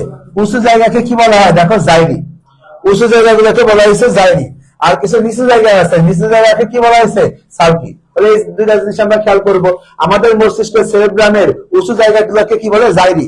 আর নিচু জায়গাকে কি বলা হয়? সালকি। ঠিক আছে, এই দুইটা জিনিস খেয়াল করব। আচ্ছা, আগে যে পুরাতন বই ছিল, সেই পুরাতন জায়গাতে সালকির জায়গায় নাম লেখা ছিল ফিশার। এখানে ফিশার নামটা লিখে রাখো, ফিশার। জাইরির সালকির জায়গায় আরেকটা নাম লিখে রাখো, ফিশার। আগে পুরাতন বইগুলোতে এই নামটা ছিল। ওকে, এরপর খেয়াল করো সেরেব্রামের মোট কয়টা খন্ড আছে? দেখো সেরেব্রামের মোট 5টা খন্ড আছে বা 5টা লোব আছে। সেরেব্রামের খন্ড কয়টা? 5টা। সেরেব্রামের খন্ড 5টা, এগুলো খেয়াল করতে হবে। এখন সেরেব্রামের যে খন্ডগুলো আছে, এই খন্ডগুলোর মধ্যে খেয়াল করো, সেরেব্রামের যে খন্ডগুলো আছে খন্ডগুলোর মধ্যে খেয়াল করো, এই খন্ডগুলোর কাজ পড়তে হবে। দেখো এই খন্ডগুলোর কাজ আমরা কিভাবে পড়বো? খন্ডগুলোর কাজের মধ্যে প্রথমে খেয়াল করো, দেখো সবার শুরুতে কি দেওয়া আছে? Frontal lobe. দেখছো সবার শুরুতে দেখছো কি লোব দেওয়া আছে? Frontal lobe. পাইছো? Frontal lobe. দেখো ফ্রন্টাল লোব কি করে? ধরো আমরা কোনো কিছু চিন্তা করতেছি, কোন ম্যাথ ইকুয়েশন মিলাচ্ছি, যে কোনো আমাদের পারিপার্শ্বিক বিষয় নিয়ে চিন্তা করতেছি, আমরা কিন্তু কপালকে কুচকিয়ে ফেলি। কেন? কারণ তখন আমাদের এই কপালের জায়গায় প্রেসার পড়ে। কারণ কি? এই কপালটাই কি নিয়ন্ত্রণ করে? দেখো স্মৃতি, বুদ্ধি, চিন্তা, শিক্ষা, সৃজনশীলতা। ঠিক আছে, এই জিনিসগুলো নিয়ন্ত্রণ করে। এখন আমাদের একটা মিথ আছে না যে আমাদের অনেক কিছু কপালে লেখা থাকে? আসলে কিন্তু কপালে লেখা থাকে। কেন?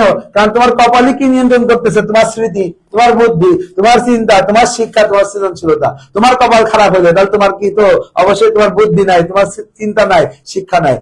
কপালটাই তোমার কি নিয়ন্ত্রণ করে? তোমার ভাগ্য নিয়ন্ত্রণ করে। ঠিক আছে, বুঝতে পারছো আশা করি। এরপর আসে প্যারাইটাল লোব।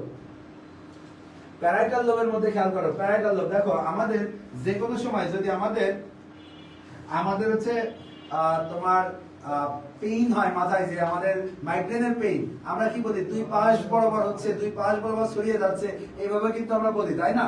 তো আমাদের নরমাল যে ব্যথা যন্ত্রণা যেগুলা হয় সেগুলো মেইনলি নিয়ন্ত্রণ করে কে? Parietal lobe. ঠিক আছে, প্যারাইটাল লোব।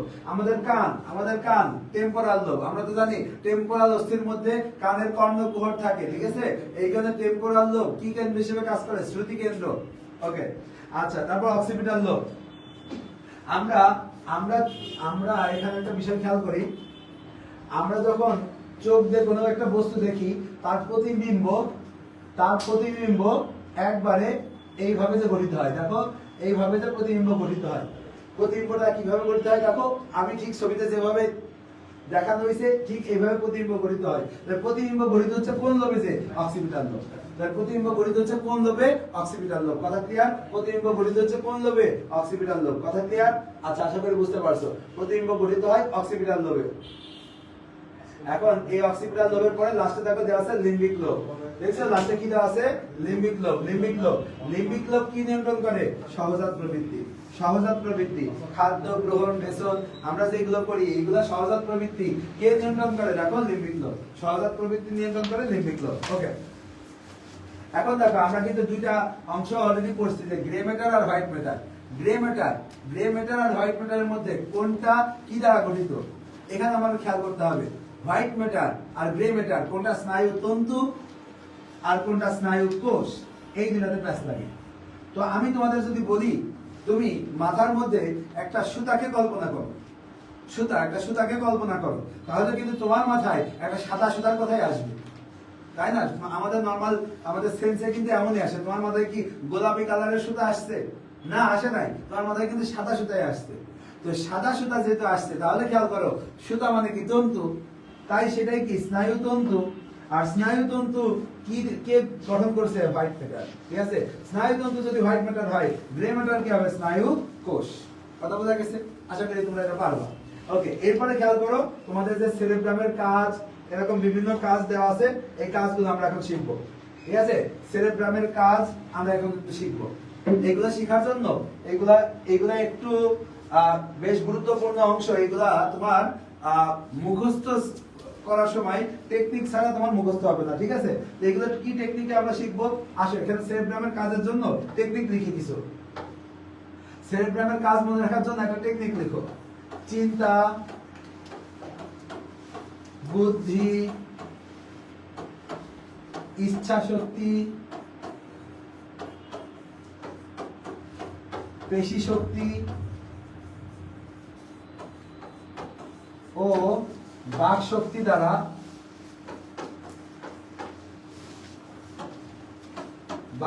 দ্বারা সহজে জয় করা সম্ভব। সহজে জয় করা সম্ভব।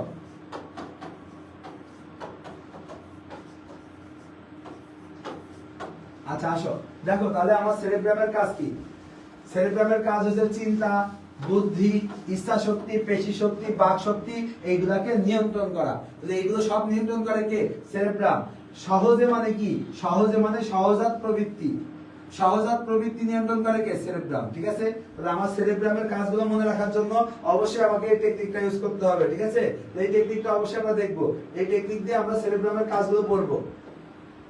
সেরেব্রামের কাজগুলো পড়বো, এই টেকনিক দিয়ে পড়বো। ঠিক আছে, সেরেব্রামের কাজের পরে দেখো থ্যালামাস। থ্যালামাসের মধ্যে আসো। থ্যালামাসের মধ্যে খেয়াল করো, থ্যালামাসের আকৃতি কেমন? ডিম্বাকার। ঠিক আছে, থ্যালামাসের আকৃতি কেমন?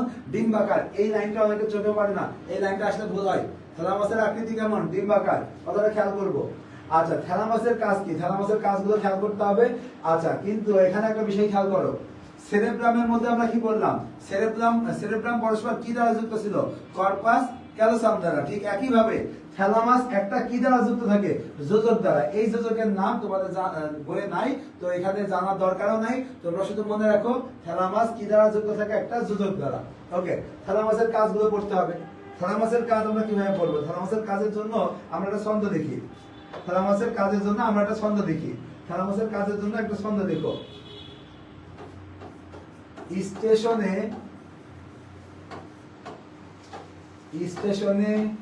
ঘুমন্ত ব্যক্তিকে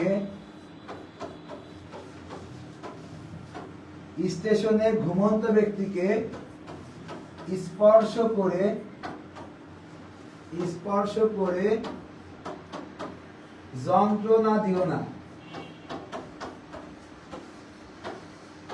দেখো, এটা তো স্বাভাবিক। একজন মানুষ স্টেশনে অনেক আরাম করে ঘুমায় আছে, তুমি যদি তাকে স্পর্শ করে উঠাও, তার কি ভালো লাগবে? তো তোমার কি উচিত তাকে ডাকা? না।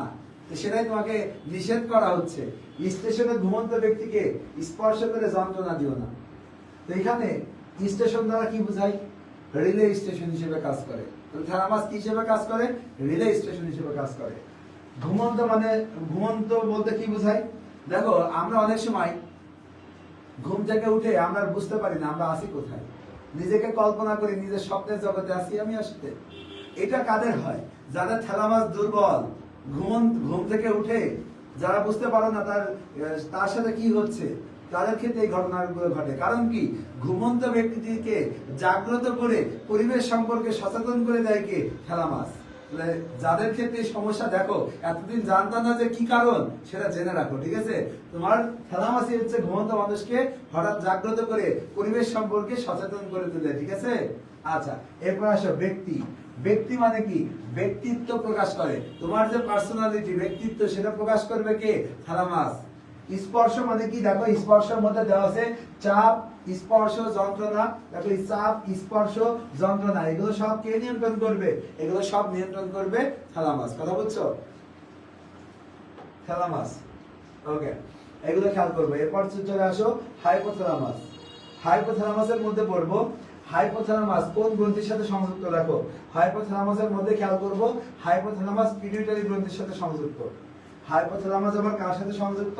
পিটুইটারি গ্রন্থির সাথে সংযুক্ত, খেয়াল রাখতে হবে। এটা আবার কার মূল অংশ? দেখো লিম্বিক সিস্টেমের মূল অংশ। এটা কার মূল অংশ? লিম্বিক সিস্টেমের। লিম্বিক সিস্টেমের মূল অংশ, ঠিক আছে? এটা লিম্বিক সিস্টেমের মূল অংশ। আচ্ছা, এর কাজগুলো করবো। হাইপোথ্যালামাসের কাজ। হাইপোথ্যালামাসের কাজের জন্য আমরা ওইভাবে ছন্দ না জানলে চলবে। দেখো খুব সহজ কথা, ছন্দ জানার আগে একটা বিষয় জানো।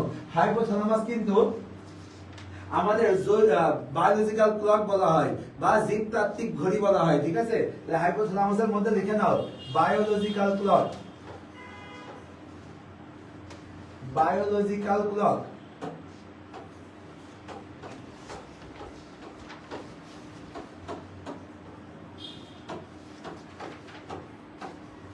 তাহলে হাইপোথ্যালামাসকে আমরা কি বলতে পারি? বায়োলজিক্যাল ক্লক বা জীবতাত্ত্বিক ঘড়ি, ঠিক আছে? এটা হচ্ছে আমরা এই করতে পারি, ঠিক আছে? এটা একটু খেয়াল করব। আচ্ছা, এখন এখানে দেখো হাইপোথ্যালামাসের কাজ দেওয়া আছে। হাইপোথ্যালামাসের কাজগুলো খেয়াল করব। হাইপোথ্যালামাসের কাজগুলোর মধ্যে আমাদের মাথায় রাখতে হবে যে দেখো আমরা যে জিনিসগুলা ইগনোর করতে চাই, মানে আমাদের অপছন্দের যে জিনিসগুলো না থাকলে আমাদের মনে হতো এই পৃথিবী খুব শান্তির হতো, সেই জিনিসগুলো কে নিয়ন্ত্রণ করে? হাইপোথ্যালামাস। দেখো দেখো হাইপোথ্যালামাস কি নিয়ন্ত্রণ করতেছে? ক্ষুধা, তৃষ্ণা, ঘাম, ঘুম, রাগ, পীড়ন, ভালো লাগা, ঘৃণা, উদ্বেগ। এখানে তোমরা অনেকে বলতে পারো ভালো লাগা, এটা আবার কিভাবে না থাকলে ভালো হতো? ভালো লাগার কারণেই তো সকল সমস্যা শুরু হয়, ঠিক আছে? এই কারণে মনে রাখবা তোমার হাইপোথ্যালামাসের মধ্যে যা আছে এগুলো না থাকলে পৃথিবীতে শান্তি আসতো, ঠিক আছে? আচ্ছা, তো আসো এরপর খেয়াল করো রক্তচাপ নিয়ন্ত্রণ। 5 নম্বর, ভ্যাসোপ্রেসিন, অক্সিটোসিন নামক দুইটা নিউরো হরমোন তৈরি হয়। এখানে মনে রাখবো ওভি। ওভি দ্বারা মনে রাখবো। ওভি দ্বারা মনে রাখবো। দেখো আমরা যদি বলি যে হাইপোথ্যালামাসে কোন নিউরো হরমোন ক্ষরণ হয়? ওভি মানে কি? Oxytocin, vasopressin. তাহলে এই দুটো খেয়াল করবো। তাহলে হাইপোথ্যালামাসে ক্ষরণ হয় ওভি মানে কি? Oxytocin, vasopressin. এই কথা দুটো খেয়াল করে রাখতে হবে। অক্সিটোসিন আর ভ্যাসোপ্রেসিন খেয়াল রাখবো। অক্সিটোসিন আর ভ্যাসোপ্রেসিন খেয়াল রাখবো, ঠিক আছে? অক্সিটোসিন আর ভ্যাসোপ্রেসিন খেয়াল রাখতে হবে কিন্তু। খুব গুরুত্বপূর্ণ, কোন দুইটা নিউরো হরমোন তৈরি হয়? অক্সিটোসিন আর ভ্যাসোপ্রেসিন, ঠিক আছে? ওকে, এবার চলে আসো মধ্য মস্তিষ্ক। মধ্য মস্তিষ্ক, একটু আগে আমরা মধ্য মস্তিষ্কের 3টা অংশ পড়ছিলাম, নামগুলো আবার বলি। Cerebral peduncle, corpora quadrigemina, cerebral aqueduct. কিন্তু দেখো এখানে তার বাইরে আরো একটা নাম দেওয়া আছে, সেটার নাম কি? দেখো টেকটাম। তার বাইরে আরো একটা নাম কি দেওয়া আছে? দেখো টেকটাম। পাইছো? ওর বাইরে আরো একটা নাম দেওয়া আছে কি? টেকটাম। তাহলে এটা আমাদের খেয়াল করতে হবে। Cerebral aqueduct, corpora quadrigemina, cerebral পেডাঙ্কল, আর একটা অতিরিক্ত নাম কি? টেকটাম, ঠিক আছে? টেকটাম নামটা খেয়াল করব। এখন এর কাজ কি? এই মধ্য মস্তিষ্কের কাজ কি? এই মধ্য মস্তিষ্কের কাজ মনে রাখার জন্য একটা টেকনিক লিখি। মধ্য মস্তিষ্ক মনে রাখার জন্য একটা টেকনিক লিখি। টেকনিকটা লিখো,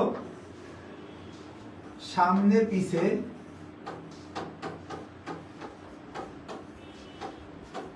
দেখে শুনে প্রতিবেদন লিখো।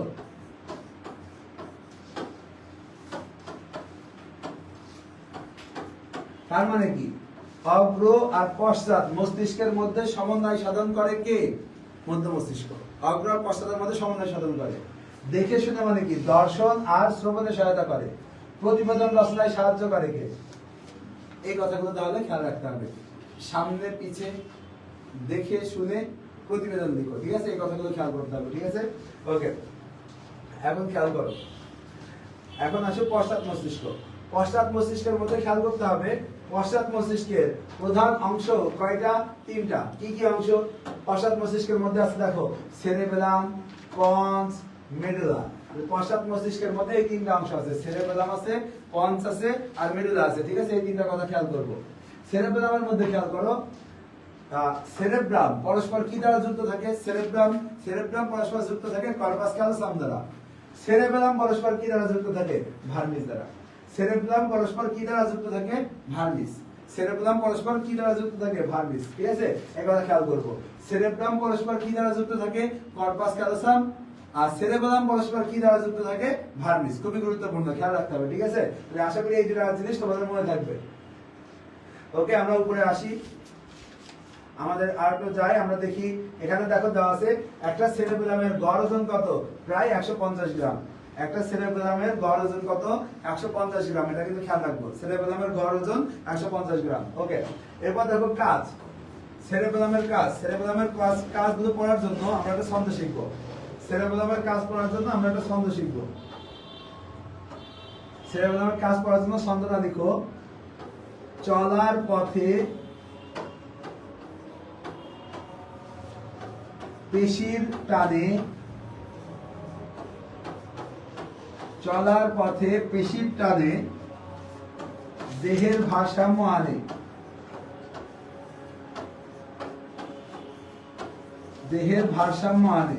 তাহলে এই কথাটা খেয়াল করতে হবে, চলার পথে পেশির টানে দেহের ভারসাম্য আনে, ঠিক আছে? তাহলে সেরেবেলামের কাজ কি? সেরেবেলামের কাজ কি? দেখো, চলার পথে পেশির টানে দেহের ভারসাম্য আনে। এটা দ্বারা কি বুঝাইছে? দেখো, আসো মিলাই। চলার পথে মানে কি? চলাফেরা নিয়ন্ত্রণ করে। চলার পথে মানে কি? চলাফেরা নিয়ন্ত্রণ করে। পেশির টানে মানে কি? পেশি টান নিয়ন্ত্রণ করে। দেহের ভারসাম্য আনে মানে কি? দেহের ভারসাম্য বজায় রাখে, চলাফেরার দিক নির্ধারণ করে। তাহলে এইগুলো হইতেছে কার কাজ? সেরেবেলামের কাজ, ঠিক আছে?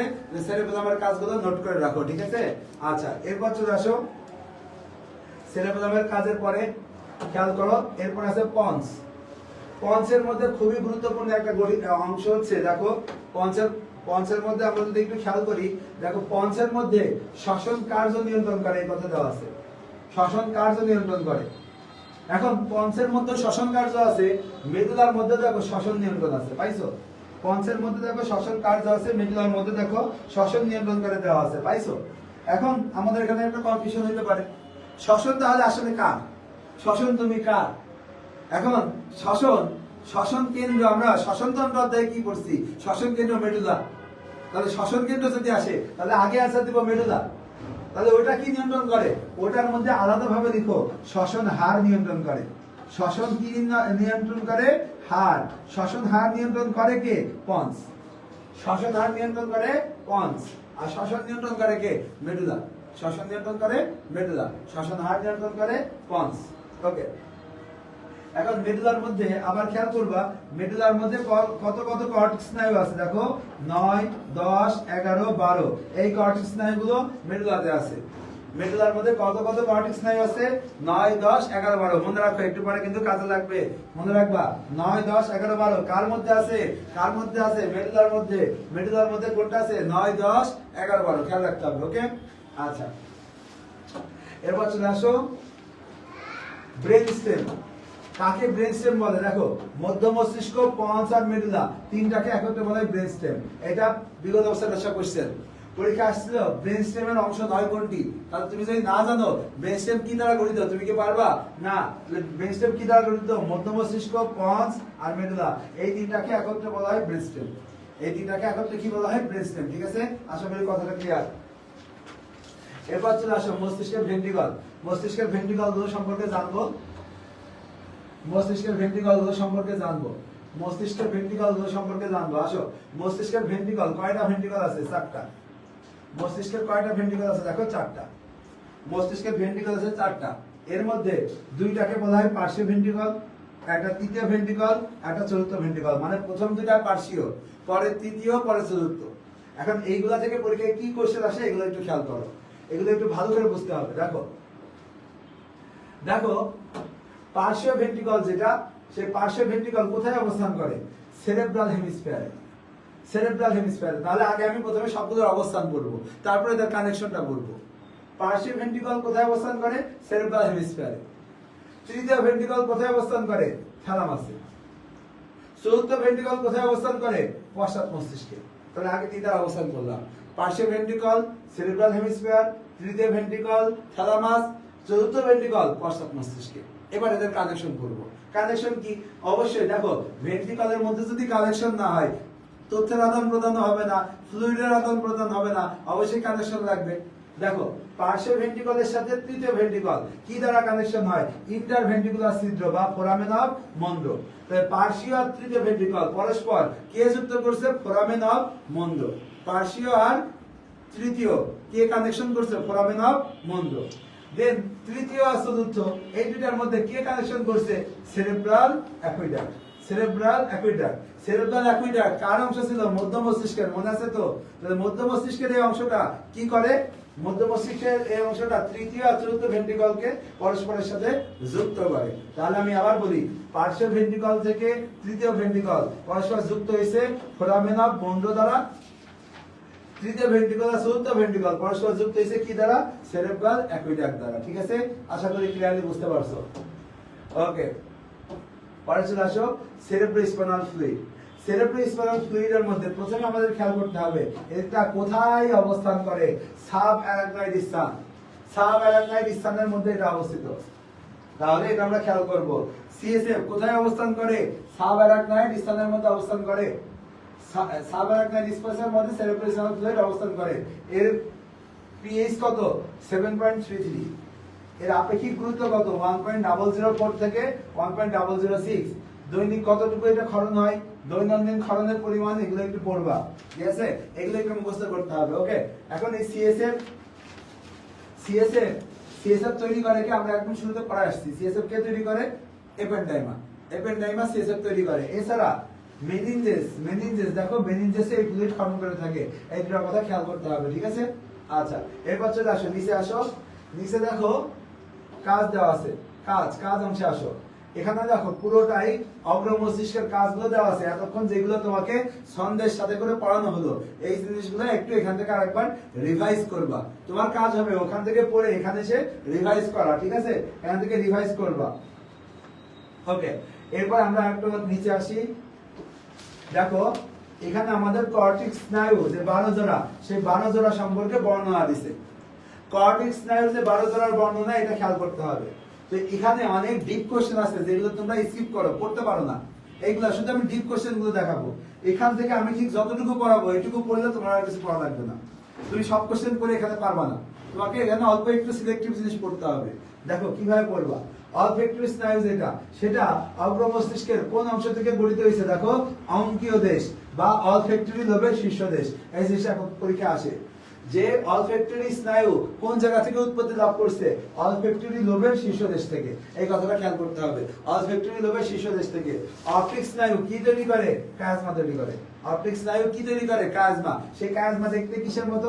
ইংরেজি এক্স আকৃতির। তাহলে পরীক্ষা আসতে পারে ইংরেজি এক্স আকৃতির গঠন কে তৈরি করে? অ্যান্সার হবে অপটিক স্নায়ু, ঠিক আছে? এই কথাটা খেয়াল করব। অপটিক স্নায়ু গঠন করে, ঠিক আছে? এই কথা খেয়াল করব। পরে একবারে চলে আসি আমরা এই শর্টটা খেয়াল করব। এই শর্টটা আমরা খেয়াল করব। এই শর্টটা আমাদের পুরোপুরি মুখস্থ করতে হবে।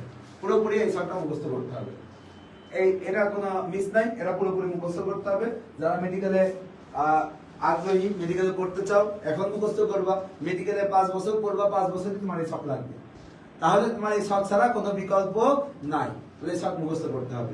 এখন শখের মধ্যে অনেকে চিন্তা করে স্নায়ুর নাম কি আমি সিরিয়ালি পড়বো নাকি যে কোনো ভাবে পড়লে হবে? অবশ্যই সিরিয়ালি পড়তে হবে। তোমাকে সিরিয়ালি না পড়লে তুমি এটা পারবা না। তোমাকে সিরিয়ালি পড়তে হবে। তোমার পরীক্ষায় কোশ্চেন আসবে 3 নাম্বার স্নায়ুর নাম কি? 8 নম্বর স্নায়ুর নাম কি? তাহলে অবশ্যই সিরিয়ালি পড়তে হবে। সিরিয়ালি কিভাবে পড়বো? একদম একদম টানা মুখস্থ করব। অনেকে এটা ছন্দে মুখস্থ করে, আমি ছন্দে মুখস্থ করতে নিষেধ করব। তোমরা একদম টানা এগুলো মুখস্থ করবা। এখন এইগুলার যে অতিরিক্ত নাম আছে, অতিরিক্ত নামগুলো একটু জানবো। অতিরিক্ত নামগুলো একটু খেয়াল করো।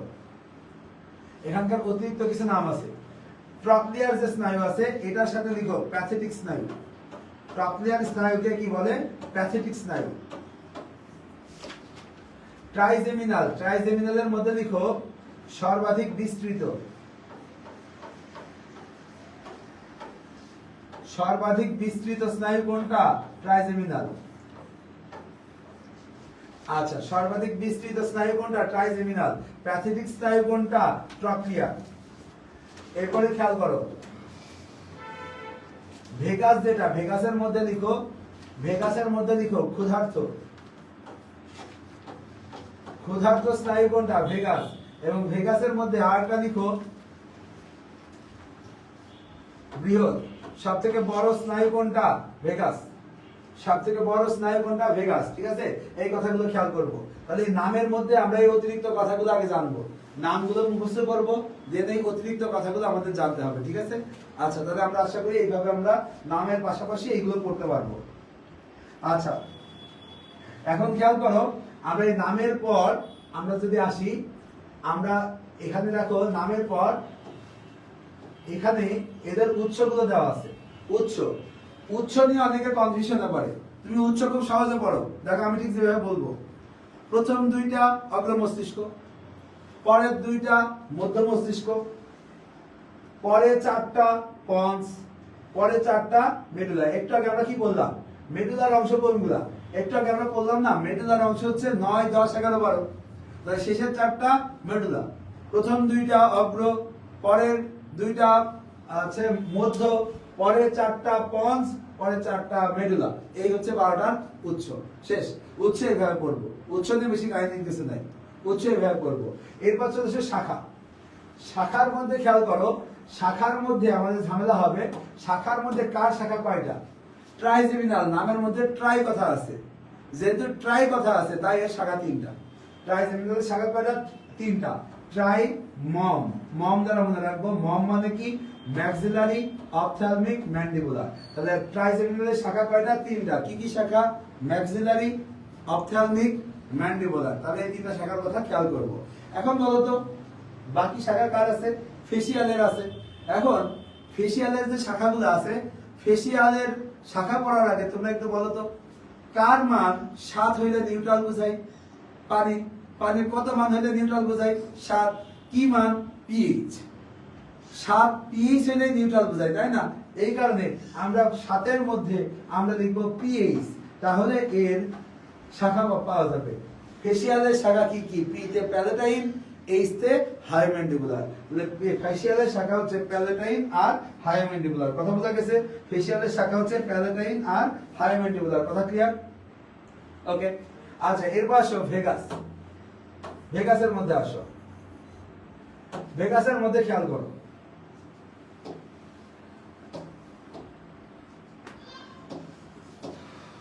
আচ্ছা, ভেগাসের মধ্যে খেয়াল করো, ভেগাস থেকে ছন্দ লিখো কাপালো।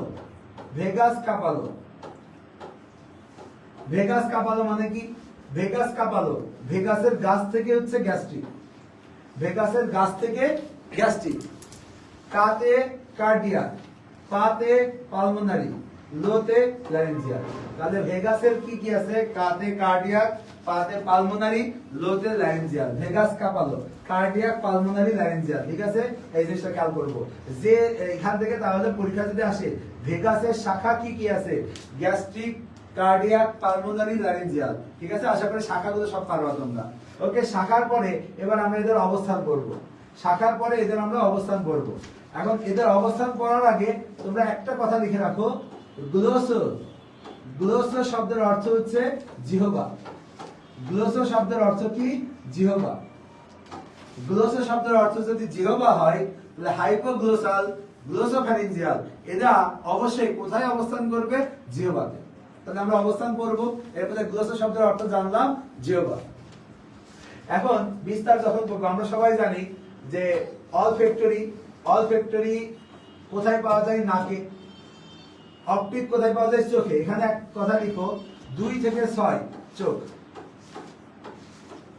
2 থেকে 6 কোথায় পাওয়া যায় চোখে, 2 থেকে 6 কোথায় পাওয়া যায় চোখে, 2 থেকে 6 পাওয়া যায় চোখে। কথা বলছো? 2 থেকে 6 পাওয়া যায় চোখে। আচ্ছা, তাহলে 2 থেকে 6 চোখে, এই কথাগুলো খেয়াল করব। এর মধ্যে 4 নাম্বার যেটা আছে, 4 নাম্বারে একটা স্পেশাল কাহিনী আছে। 4 নাম্বার যেটা আছে ওখানে লিখো 4 নাম্বার যে ট্রপিয়াস স্নায়ু, ওখানে লিখো SO4। SO4 মানে কি? 4 নাম্বার স্নায়ু সুপিরিয়র অবলিক পেশি। তাহলে সুপিরিয়র অবলিক পেশিতে সাপ্লাই দেয় কোনটা? 4 নাম্বার স্নায়ু, মানে ট্রপিয়াস স্নায়ু। ট্রপিয়াস স্নায়ু কোথায় সাপ্লাই দেয়? সুপিরিয়র অবলিক পেশিতে। সুপিরিয়র অবলিক পেশিতে কে সাপ্লাই দেয়? ট্রপিয়াস স্নায়ু। 6 নাম্বার যেটা আছে, 6 নাম্বারের মধ্যে লিখবা LR6। 6 নম্বরে লিখো LR6। 6 নম্বরে লিখো LR6 মানে কি? বহিরেক্টাস মানে ল্যাটারাল রেক্টাস। ল্যাটারাল রেক্টাস পেশিতে সাপ্লাই দেয় কে? 6 নম্বর স্নায়ু। 6 নম্বর স্নায়ু, 6 নম্বর স্নায়ুর নাম কি? অ্যাবডুসেন্স। 6 নম্বর স্নায়ুর নাম হচ্ছে অ্যাবডুসেন্স। ঠিক আছে? তাহলে 2 থেকে 6 চোখে, কিন্তু 4 নম্বর আর 6 নম্বর এক্সট্রা ভাবে পড়ব। ঠিক আছে? এইভাবে আমরা অবস্থান করব। এর পাশে 7, 7 মধ্যে প্যালেটাইন যেটা আমরা জানি আমাদের হার্ট পালের সফট পালের আমাদের মুখের উপরের দিকে গঠিত। এই কারণে মুখ বিবরের ছাদ গঠন করছে কে? প্যালেটাইন। প্যালেটাইন করছে কি? মুখ বিবরের ছাদ তৈরি করছে। প্যালেটাইন কি করছে? মুখ বিবরের ছাদ তৈরি করছে। প্যালেটাইন কি করছে? মুখ বিবরের ছাদ তৈরি করছে। ঠিক আছে? আচ্ছা, এরপর চলে আসো হায়োম্যান্ডিবুলার। হায়োম্যান্ডিবুলার নাম শুনে বোঝা যাচ্ছে ম্যান্ডিবল কোনটা? নিচের চল, নিচের চল ম্যান্ডিবল। তাহলে মুখ বিবর ও নিম্ন চল, এই মুখ বিবর ও নিম্ন চল এটাতে পাওয়া যায় কোনটা? হায়োম্যান্ডিবুলার। মনে রাখবে, মুখ বিবর ও নিম্ন চলে কি পাওয়া যায়? হায়োম্যান্ডিবুলার। ঠিক আছে? এটা খেয়াল করব। এরপর দেখো অডিটরি আমরা জানি কানে, গ্লোসো কথা আছে তাহলে জিহ্বা, যে যেখানে ল্যারিঞ্জিয়াল মানে ষড়যন্ত্র, কার্ডিয়াক মানে হৃৎপিণ্ড, গ্যাস্ট্রিক মানে পাকস্থলী, পালমোনারি ফুসফুস, যে যেখানে সে সেখানে আছে। এরপর দেখো লাস্টে আছে হাইপোগ্লোসাল। লাস্টে যে হাইপোগ্লোসাল আছে, হাইপোগ্লোসাল গ্লোসো কথা আছে, হাইপোগ্লোসালের গ্লোসো কথা আছে, এই কারণে জিহ্বা। গ্লোসো কথা আছে তাই কোথায় আছে? জিহ্বাতে। আর স্পাইনাল অ্যাক্সেসরি কোথায়? গলবিল, ষড়যন্ত্র, গ্রীবা ও কাঁধ। গলবিল, ষড়যন্ত্র, গ্রীবা ও কাঁধ। এইভাবে আমরা অবস্থানগুলো করব। এখন মজার বিষয় হচ্ছে তুমি যদি অবস্থান পারো, অবস্থান যদি পারো, অবস্থান যেখানে কাজও সেখানেই, মানে যে যেখানে অবস্থান সে সেখানেই কাজ করে। ঠিক আছে? তাহলে অবস্থান যেখানে কাজও সেখানে, খেয়াল করব, যেখানে অবস্থান সেখানেই কাজ করে। কাজগুলো তাহলে পারবো। একটাই বাদ থাকলো, সেটা কি? এদের প্রকৃতি। কার প্রকৃতি কেমন? এইগুলোতে আসো। কার প্রকৃতি কেমন? প্রকৃতিগুলো পড়বো। প্রকৃতি মনে রাখার জন্য আমরা দুইটা কথা লিখবো। প্রকৃতি মনে রাখার জন্য আমরা দুইটা কথা লিখবো। প্রকৃতি মনে রাখার জন্য আমরা মনে রাখবো সংবেদী,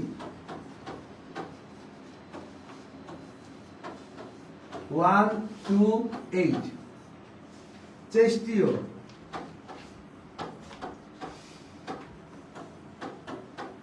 3, 4, 6, 11, 12। দেখো আমরা এইভাবে পড়বো, সংবেদী প্রকৃতির কোনগুলা? 1, 2, 8। শ্রেষ্ঠীয় প্রকৃতির কোনগুলা? 3, 4, 6, 11, 12। এইগুলো যদি আমরা মনে রাখতে পারি তাহলে আমরা আমাদের কোনো ঝামেলা হবে না। ঠিক আছে? আমরা খুব সহজেই সংবেদী প্রকৃতির কোনগুলা, শ্রেষ্ঠীয় প্রকৃতির কোনগুলা, এগুলো খুব সহজে মনে রাখতে পারবো। এর বাইরে যেগুলো আছে, এই 1, 2, 8, 3, 4, 6, 11, 12 এর বাইরে যেগুলো আছে সবগুলো কি হবে? মিশ্র প্রকৃতির। ঠিক আছে? তো আশা করি তোমরা এই শখটা যদি এইভাবে পড়ো, খুব শুরুতে সবগুলোর নাম পড়বা, নামগুলো পড়বা, নামের অতিরিক্ত নামগুলো যেগুলো দেওয়া আছে সেগুলো পড়বা। এরপর অবস্থান যখন পড়বা, অবস্থানের মধ্যে পড়বা প্রথম দুইটা অগ্র, পরের দুইটা মধ্য, পরের 4টা পঞ্চ, পরের 4টা মেডুলা। এরপর যদি তাদের শাখা পড়ো, ট্রাইজেমিনালের শাখা কয়টা? 3টা। কি কি? Maxillary, ophthalmic, mandibular. ফেশিয়ালের শাখা কয়টা? 2টা। Piece, palatine, হাইম্যান্ডিবুলার। ভেগাসের শাখা কয়টা? 4টা। ভেগাস কাপালো, ভেগাস থেকে গাছ থেকে গ্যাস্ট্রিক, কাতে কার্ডিয়াক, পাতে পালমোনারি, লোতে ল্যারিঞ্জিয়াল। এইভাবে আমরা শাখাগুলো পড়তে পারবো। এরপরে যে অবস্থানগুলো পড়ানো হলো, অবস্থানগুলো এইভাবে পড়বা। দেন তারপরে সংবেদী প্রকৃতি, শ্রেষ্ঠীয় প্রকৃতি, মিশ্র প্রকৃতি কোনগুলা, সংখ্যা দেওয়া হলো, সংখ্যা দিয়ে পড়বা। আর লাস্টে তোমাদের এখান থেকে কাজগুলো পড়তে হবে। ঠিক আছে?